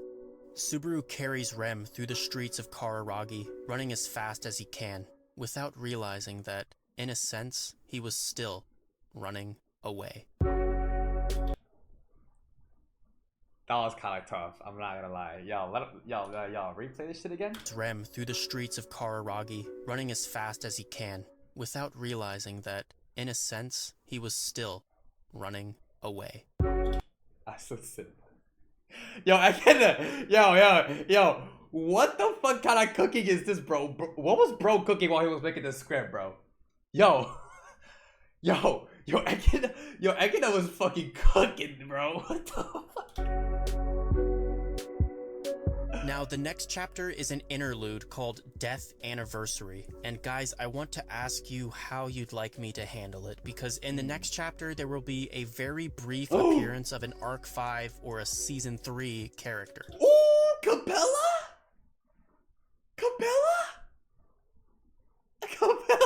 Oh shit, what? They only have like 2 lines of dialogue, and the chapter doesn't spoil anything other than this character's personality, so in my opinion, it's not a big deal at all. but I know some people are really sensitive about Okay. spoilers, so I thought I'd just ask you guys first. Should I include the spoilers to their maximum potential or just gloss over them? It's up to you guys, let me know. Anyway, these were both really good chapters. I know the story is supposed to be about Rem and Subaru, but I'm finding myself getting more and more attached to the new characters and Facts. I actually kind of like the other characters too, and also I wonder what the people chose, bro. Hopefully the people chose well. If it's like 2 lines, bro, did the people in the comments choose well? I wonder. instead. I'm glad everything is finally starting to come together, and I'm looking forward to seeing this final battle between the two Tias. This next chapter, though, honestly might be the most interesting one in the entire Sloth If story, so I can't wait to read this again. But yeah, Okay. guys, if you want to support the series, don't forget to give the video a like and subscribe to be notified whenever the next part comes out. We're almost done with the Rem If prequel, and I want to thank everyone so far for all the love you've been giving these videos. Wow. But I'll see you guys next time. Keep talking about ReZero. I'm out for now. Peace out. Okay. Yeah, I keep seeing these like Echidna like panels, bro. Yo, the manga tough, right? I heard the manga's pretty good. Heard the ReZero's manga's pretty good, man. Arc 4 manga's peak? Oh shit, okay. Yeah, I heard that the manga's pretty good, man. Like way less cut content too in the anime. I am though. After losing my family when I was younger, Oh. all I had left was myself. But despite my tragic past, I was still a high and proud woman of the Oni race. Backstory on this Oni? What's happening here? I now lived in a village full of demi-humans who had been rejected by society. Oh! Yet for some reason, they accepted me. As time went on, I started Sanctuary? making friends with them. I established a daily routine and eventually became satisfied with my ordinary, peaceful life. Finally, I was comfortable once again, and for that, I was glad. Oh, It was when I had thoughts like these that they all disappeared in a scene of flames. Oh shit.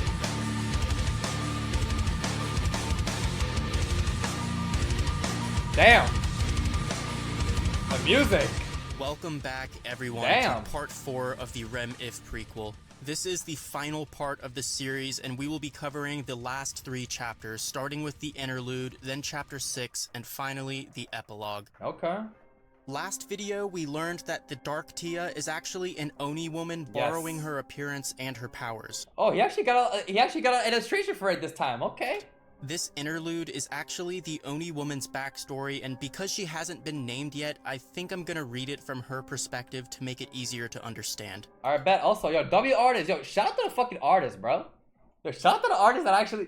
Yo, this is tough as hell. Okay. I think I'm gonna read it from her perspective to make it easier to understand.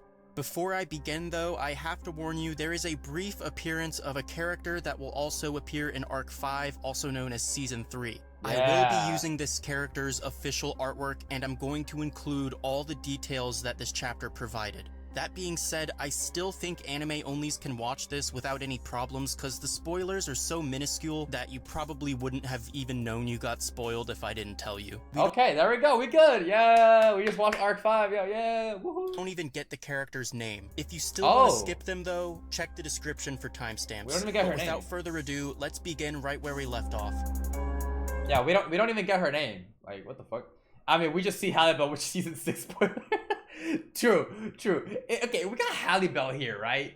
Like, we literally got Halle Bell, and we got like details on him and shit, bro. Like I'm not gonna lie, it's just no way it's even close to bad. Okay. All right.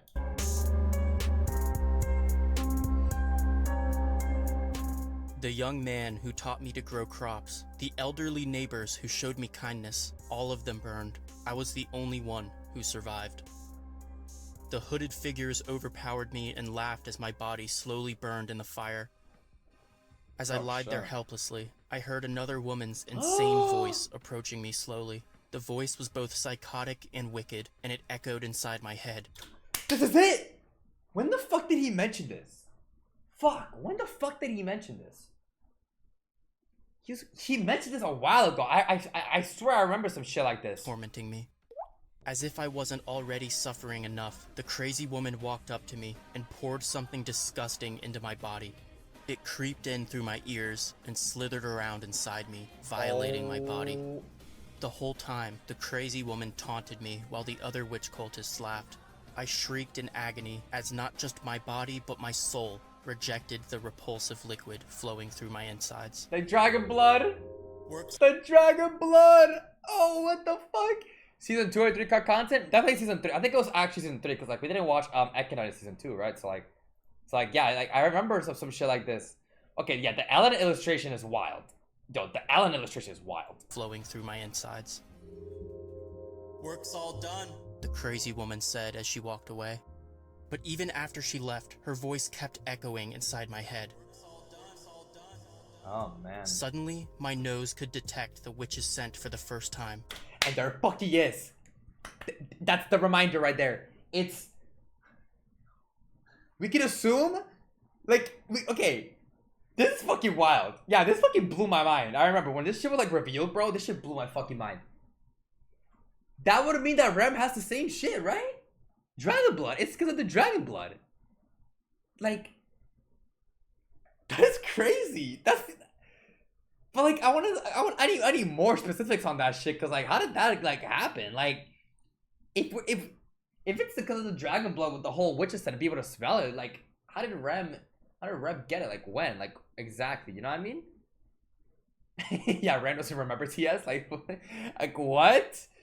That's so wild, bro. Like that's such a crazy detail. There's a theory, that the witch cultist that attacked Rem and Rem's village was led by Capella. Okay, yeah, so it was just Capella. I mean, yeah, Capella was there with the witch cultist, so yeah, it was probably just Capella, huh? Pandora out of the memories. You know what? We can just blame everything on Pandora, huh? Fuck it, it was Pandora, bro. I could smell the people that tortured me and burned my village. The disgusting thing she poured into my body somehow advanced my sense of smell. And from that moment on, I vowed to punish anyone who smelled like the witch. Yep, and that's why Subaru literally got attacked by her instantly. Time skip a bit before chapter 1 of the story. Okay. Using my party members' dead bodies as shields, I was able to get past the deadly wind surrounding Zarestia's bed. After retrieving the light ball, I finally had enough power to slaughter everyone with the witch's scent. One particular night, my nose reacted strongly to a young man walking the streets of a town called Banan. He was on his way home after a hard day's work at one of the town's mansions, and there was someone with him too, a cute woman with blue hair. She was another Oni, the same race as me, the same blood as me. I didn't understand. How could another member of the Oni race be happily in love with someone like him, someone that smelled like the witch? Is she really going to protect a witch cultist? In that case, I'll just have to kill her too. And there we go. That's how we got here. How did we get here? Minecraft achievement. There we go. We got here. There we go. Wow. The woman dressed in white collapsed after I threw her against the wall. God damn. Oh, yo, Xerxes got cooked, huh? God damn. She really just got cooked. God damn, she just threw you, bro? Fucking hell. Her scream sounded familiar. Her voice is the same one I hear endlessly telling me to kill. I lifted her up and drained her of her power. I watched as her existence slowly turned into dust. With her last breath, it sounded like she was trying to say someone's name. However, it didn't matter to me. The woman crumbled into dust, and her remains were scattered by the blowing wind.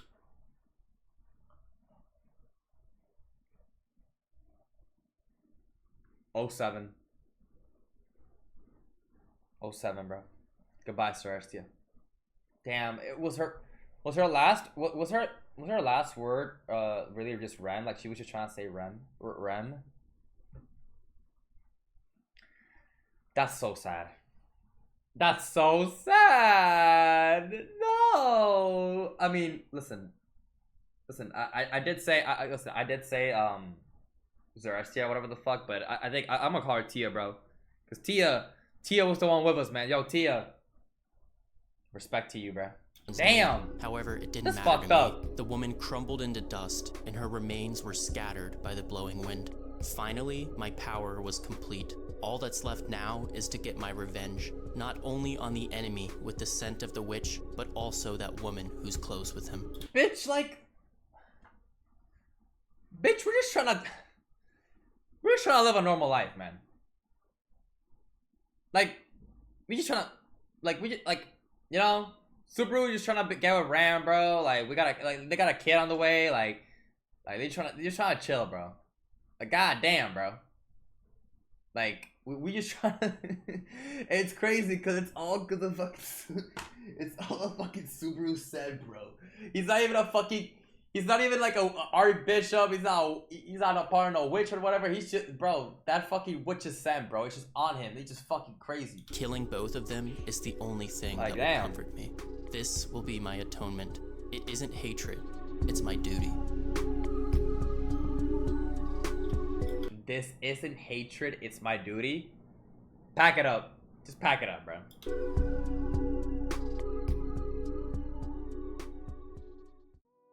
Rem was laying in bed at the clinic with Subaru at her side. The child would be born any second now, but Rem second guesses herself. She reflects on her past and admits that she was a bad child and a bad sister, so Damn. maybe she'll be a bad parent as well. Subaru tries his best to comfort her, but she asks him again if he regrets all of this. Subaru was quiet for a bit, but after a moment he rubbed his eyes and then spoke up.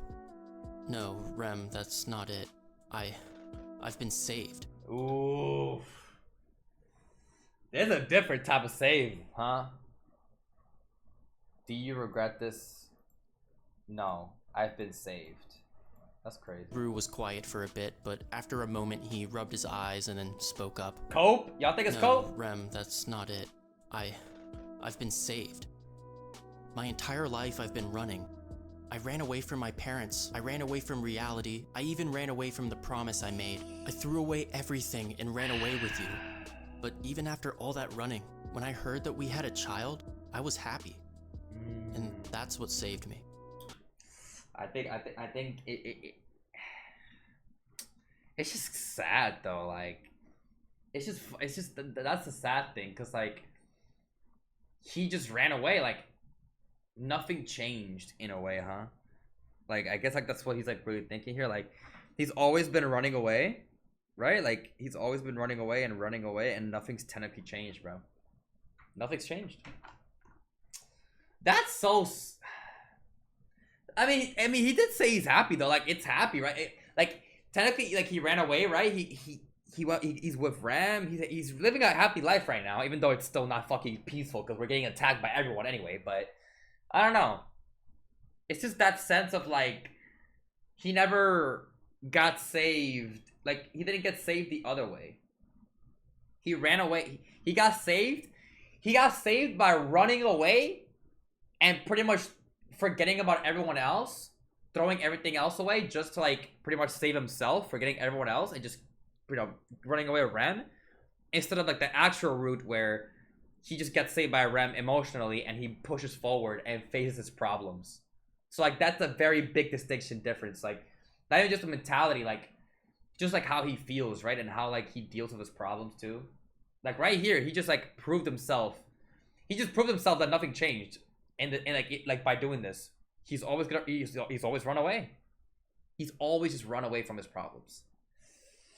Ah, fuck, man.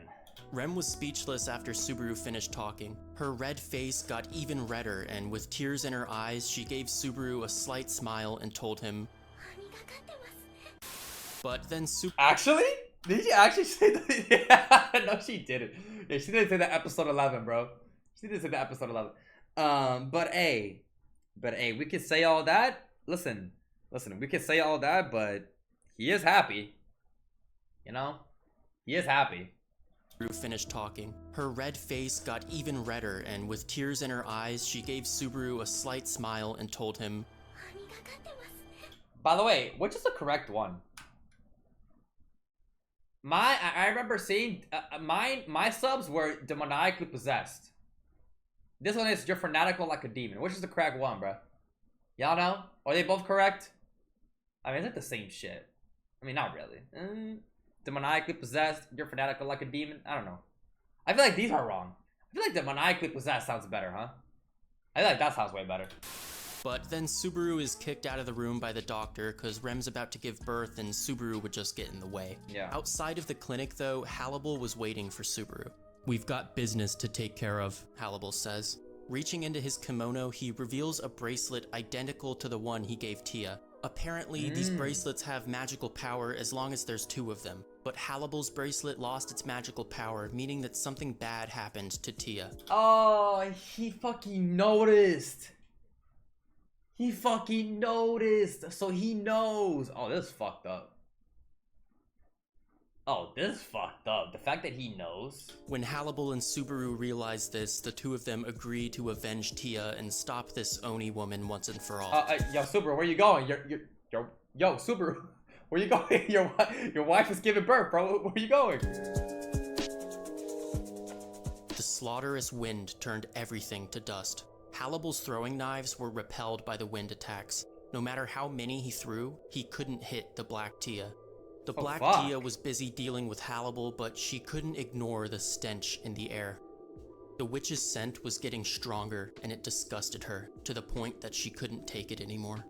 Oh. She ignored Hannibal and went straight for Subaru. God damn, Subaru.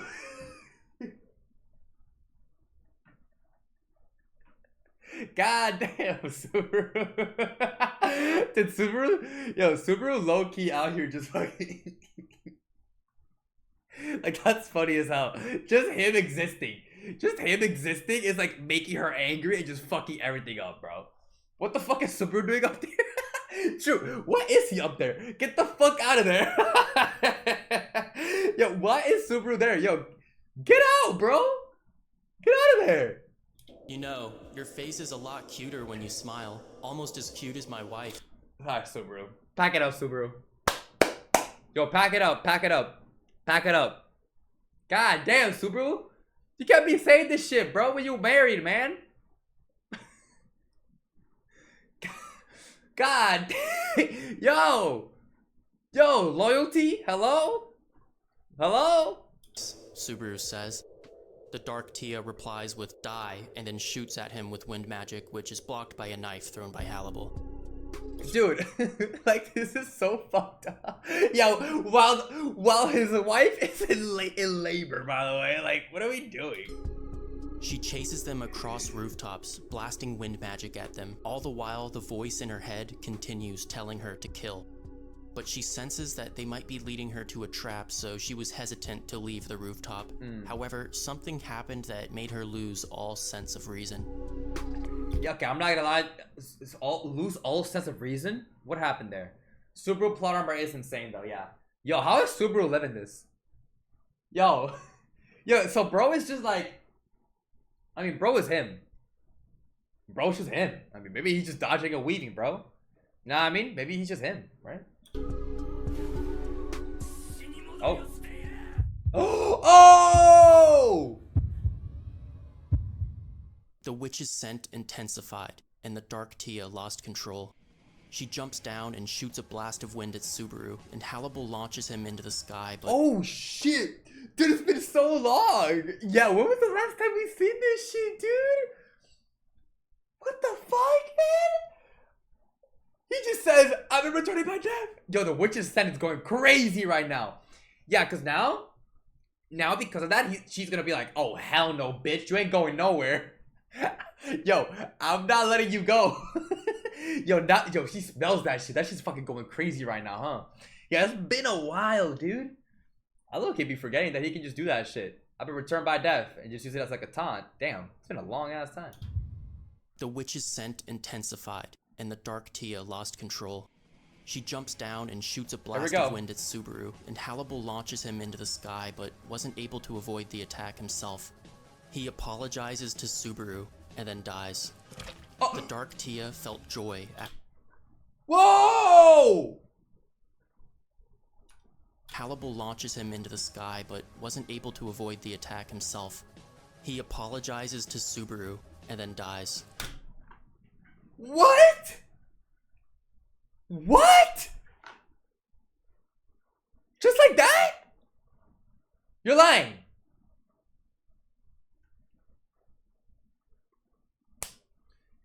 There's no shot is just like that, bro. What? That's some bullshit. Oh, I'm mad about that. That's some bullshit, dude. That is so fucked, man. That's so sad. Subaru, we lost. Yeah, we lost Tia and Halle Bell, bro. Return by death? Use return by. Yeah, the whole chat say return by death. We're too deep in, bro. Yo, Rem is going into labor right now. We're not using return by death, bro. This is Halle Bell. No, what the fuck? The Dark Tia felt joy after confirming the kill and looked up at Subaru, her next target. The voice inside her head told her to tear his body limb from limb and then bring his remains to his wife to teach her a lesson. Run that back? Up at Subaru, her next target. The voice inside her head told her to tear his body limb from limb and then bring his remains to his wife to... A little, y'all think that's a little extreme? Graphic much? a little extreme, you think? God damn. Jesus, bitch is psycho. Yo, Trobe, chill the fuck out, bro. What's with the Rem hate? Yo, chill the fuck. Yo, why are you hating on Rem so much? I see you, bro. Teach her a lesson. But while Subaru's flying through the air, he shouts, "Do it now!" And then suddenly something was thrown at the Black Tia from every direction. What the fuck? It was a bunch of wet pieces of cloth slowly flying towards her. She still had plenty of time to kill Subaru though, and without Hannibal, Subaru had no way of dodging the attack. But the voice inside the Dark Tia's head telling her to kill suddenly changed. "I don't want Rem to hate me," it said, and then the Black Tia froze. She couldn't move her hands or legs. She couldn't kill, and she couldn't dodge the wet pieces of cloth. They hit her and wrapped around her body over and over. She screamed as if her skull was breaking as the sharp scent of alcohol entered her nose. Oh, there it is! What? We good. Thank fuck, man.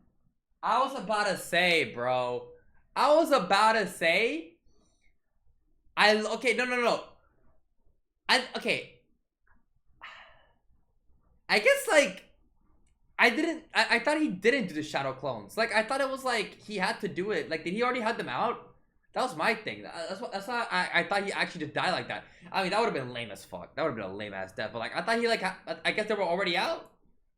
Or like, can he do it after that one dies? Like, did the other ones come out or some shit? Like, you know what I mean? Like, I don't know if like they were like already out or some shit.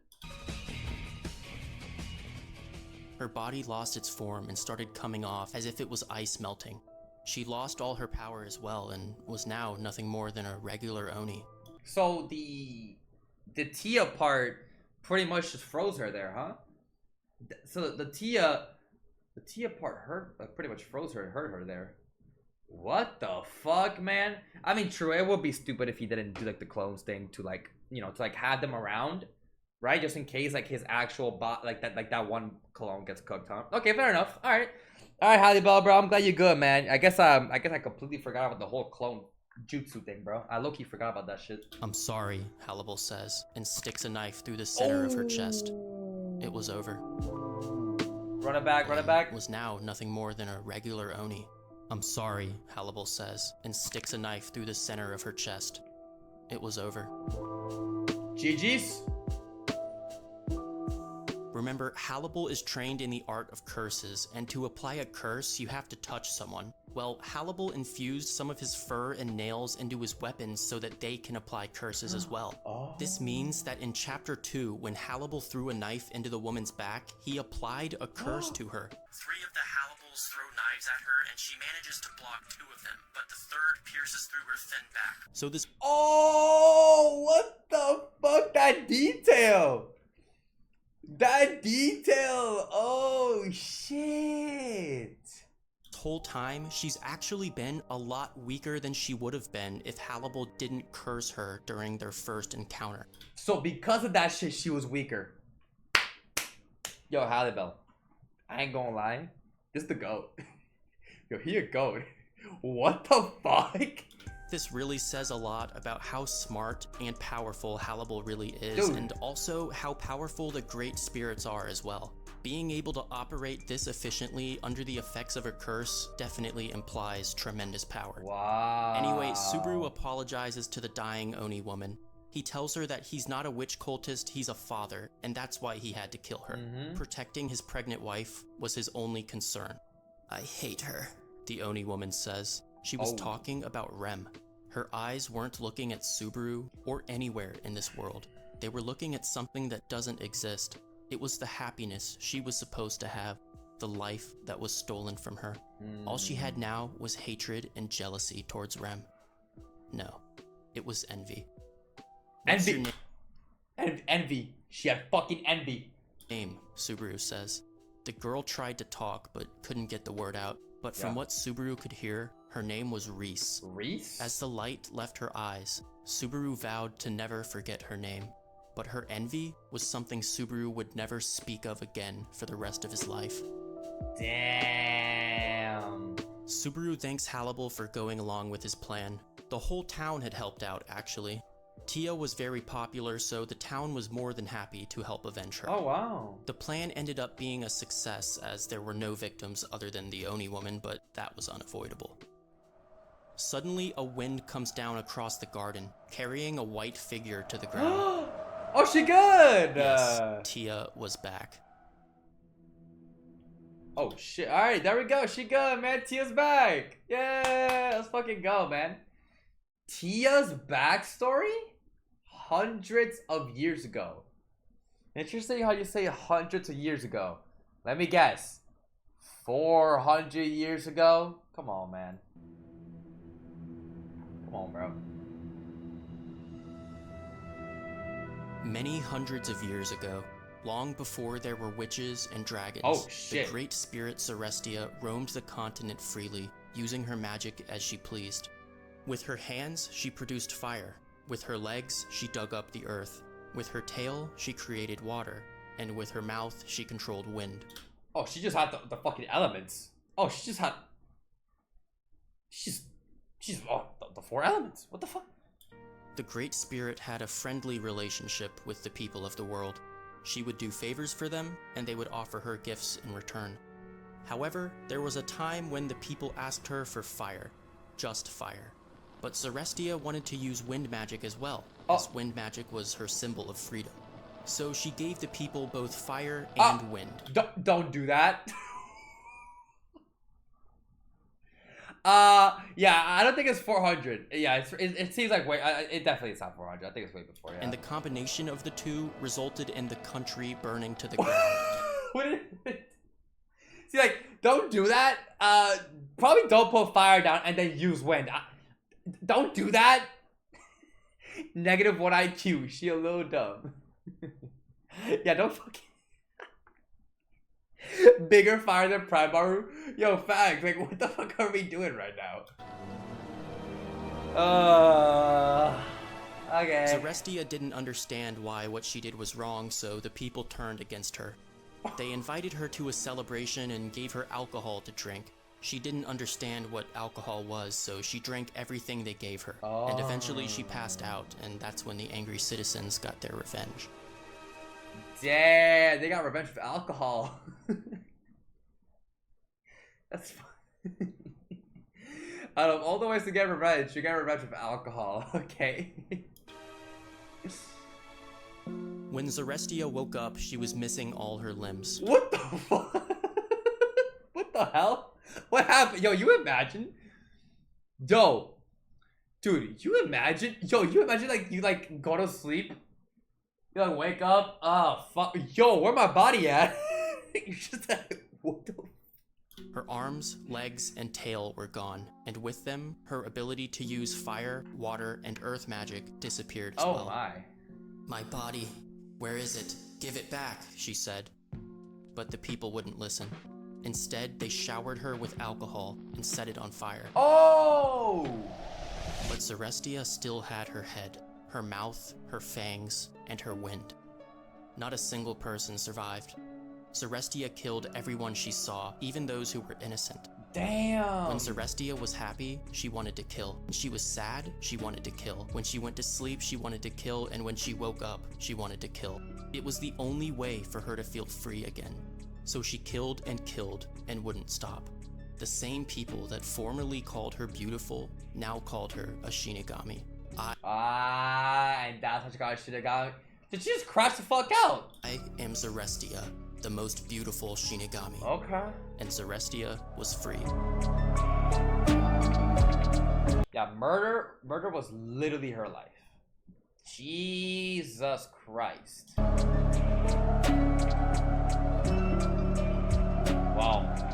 Wow. Rem was in terrible agony. Giving birth was so painful that she couldn't even feel the horn coming out of her head. Jeez. She focused all her energy into the baby, closed her eyes, and tried her best to push through the pain. But when she opened her eyes, she saw something unexpected. It was no hallucination. Tia truly was standing there, smiling with a murderous look in her eyes. It was a genuine smile, but it was completely full of bloodlust. Chill. This is a happy ending, right? This should be happy, right? She was wearing the white outfit, so it was definitely the good Tia. Yeah. However, the aura she gave off was exactly the same as the bad Tia, which meant, "You got your light ball back," Rem says. Tia gets embarrassed and starts nervously playing with her hair, and with a red face, Tia timidly confirms Rem's suspicion. Rem wasn't afraid, but she had to ask, "Tia, are you going to kill me?" After a moment of suspenseful silence, Tia answers her, "I want to, but I love you guys." Wow. Eat it with the light ball, y'all. Eat it with the light ball. Even the like W fucking Tia, man. I'm not gonna lie, this is a W T, bro. W fucking Tia, man. Like, what the fuck, man? She's actually a whole W. I'm not gonna lie. She resisted that. She's resisting best girl. She resisted that. "Tia, are you going to kill me?" After a moment of suspenseful silence, Tia answers her, "I want to, but I love you guys. So I won't kill you." Wow.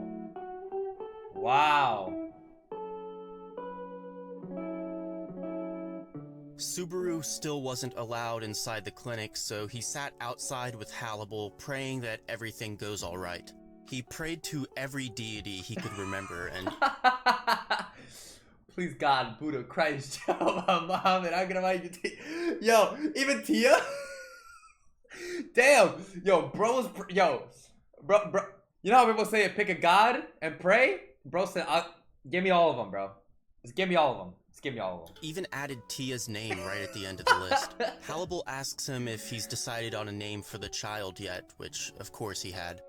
Subaru says that if it's a girl, he wants to name her Spica. And if it's a boy...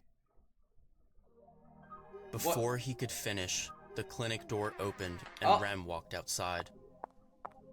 In her arms, she was holding her newborn son. Oh shit. There it is, son. "Rigel, it's time to go to school," said Rem to the 6-year-old boy with light blue hair. Rigel was a sassy, energetic kid, just like his father. Except Rigel was also different from his father in a lot of ways. For one, he was able to produce a single horn from his forehead, which would gather mana and fill his body with strength, making him feel like he could do anything. But he avoided showing his horn around his mom because he knew she felt guilty that he was only born with one. Oh, he got a horn too. What the hell? Yeah, so can we take a look at yo, go back a little bit, man. Yeah, I remember this frame. Right here.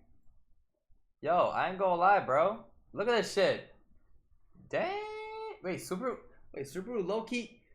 Yo, Subaru look clean, man. That's right, Joe. Okay. He was able to produce a single horn from his forehead, which would gather mana and fill his body with strength, making him feel like he could do anything. But he avoided showing his horn around his mom because he knew she felt guilty that he was only born with one. Wow. Rem was actually pregnant again, and Rigel made it clear that he wanted the baby to be his little sister.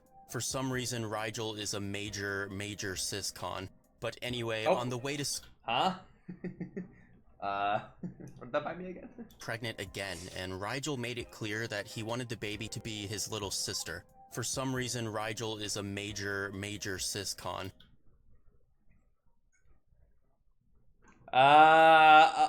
Okay. Moving on.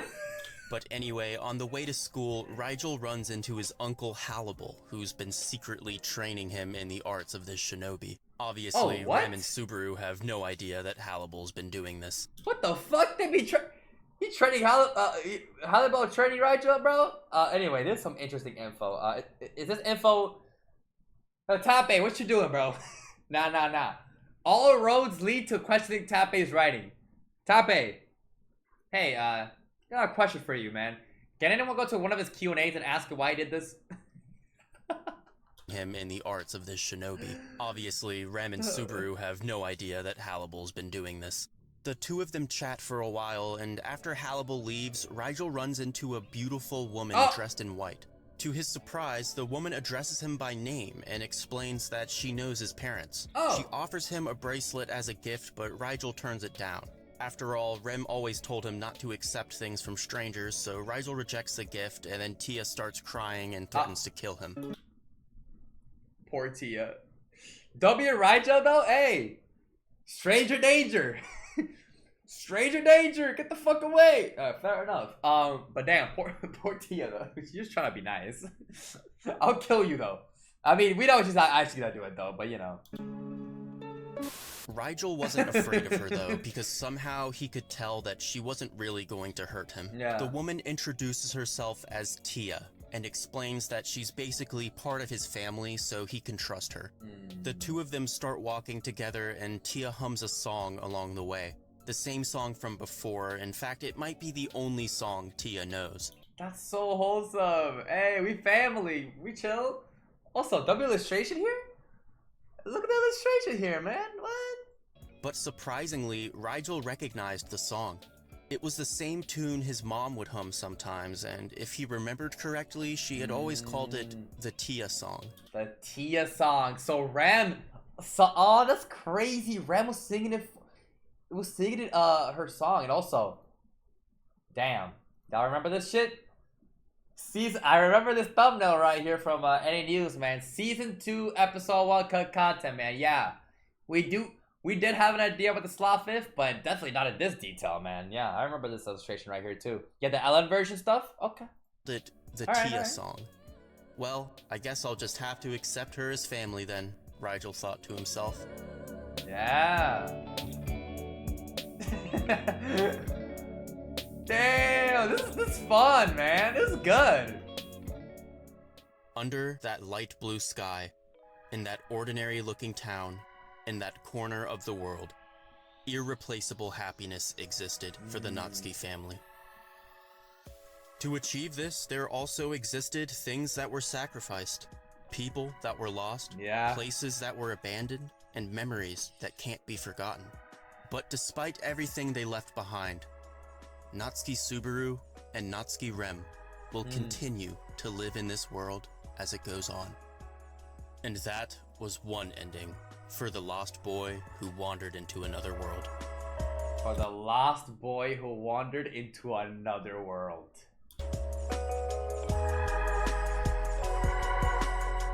Wow.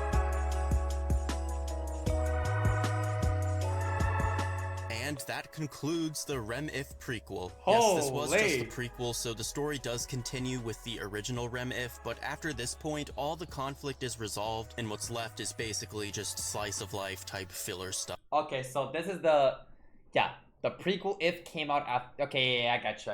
Okay. It was just the prequel, so the story does continue with the original Rem If, but after this point, all the conflict is resolved, and what's left is basically just slice of life type filler stuff.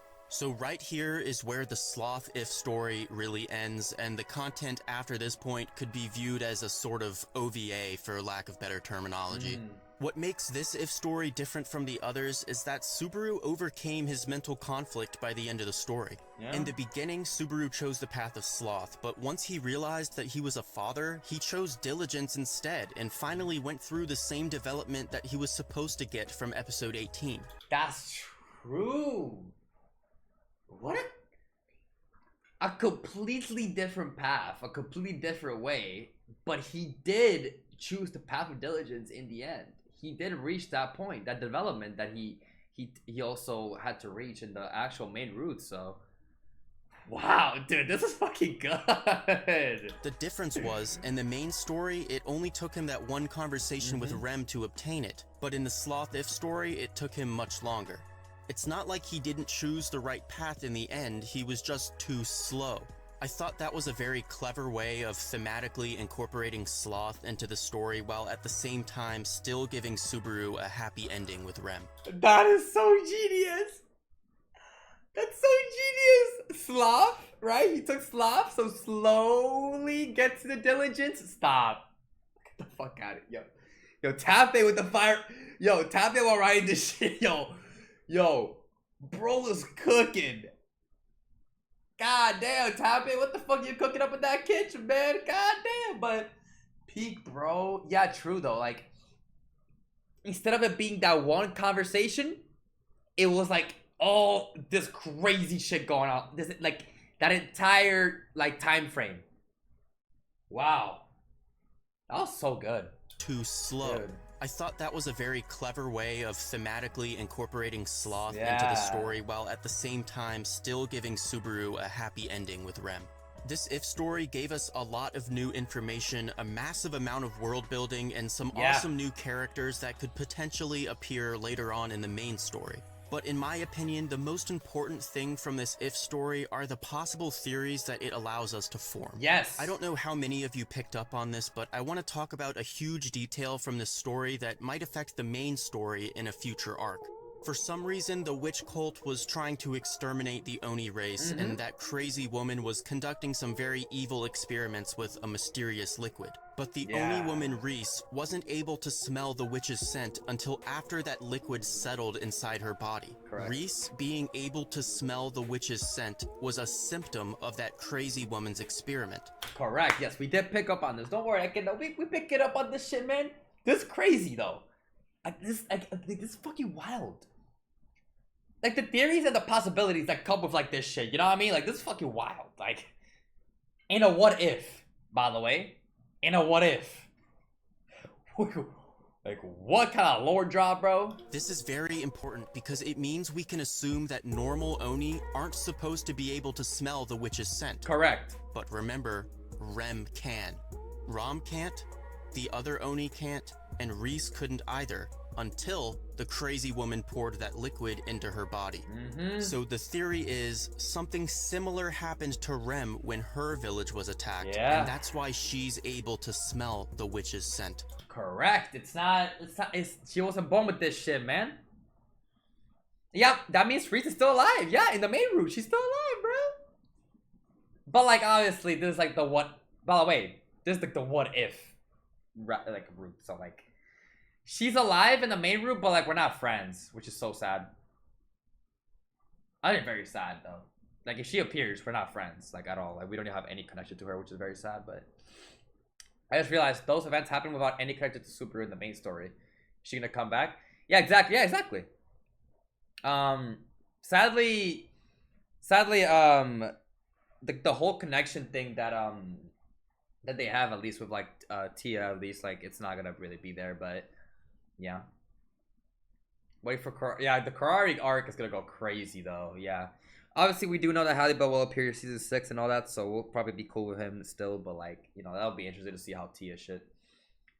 Black Kimono Tia will come back. No, yeah. I mean, literally all the conflict that was solved here is just not like all like, you know, killing the, you know, what's her name, Reese, right? Like Reese, Tia, Halliburton, like all that shit obviously was resolved here. The what if, but like it's a what if. So like in the actual main route, in the actual main room, that shit hasn't been solved. Like, who knows where Suretsya is actually her name, right? Like, who knows where the fuck she is? You know what I mean? They will appear. Well, there we go. Yeah, exactly. They will appear. You know what I mean? Interesting. That's cool though. That's so cool though. Everything just connects, even though it's a what if. Even though it's a what if, it all just connects, and the lore drops too in this what if were crazy too.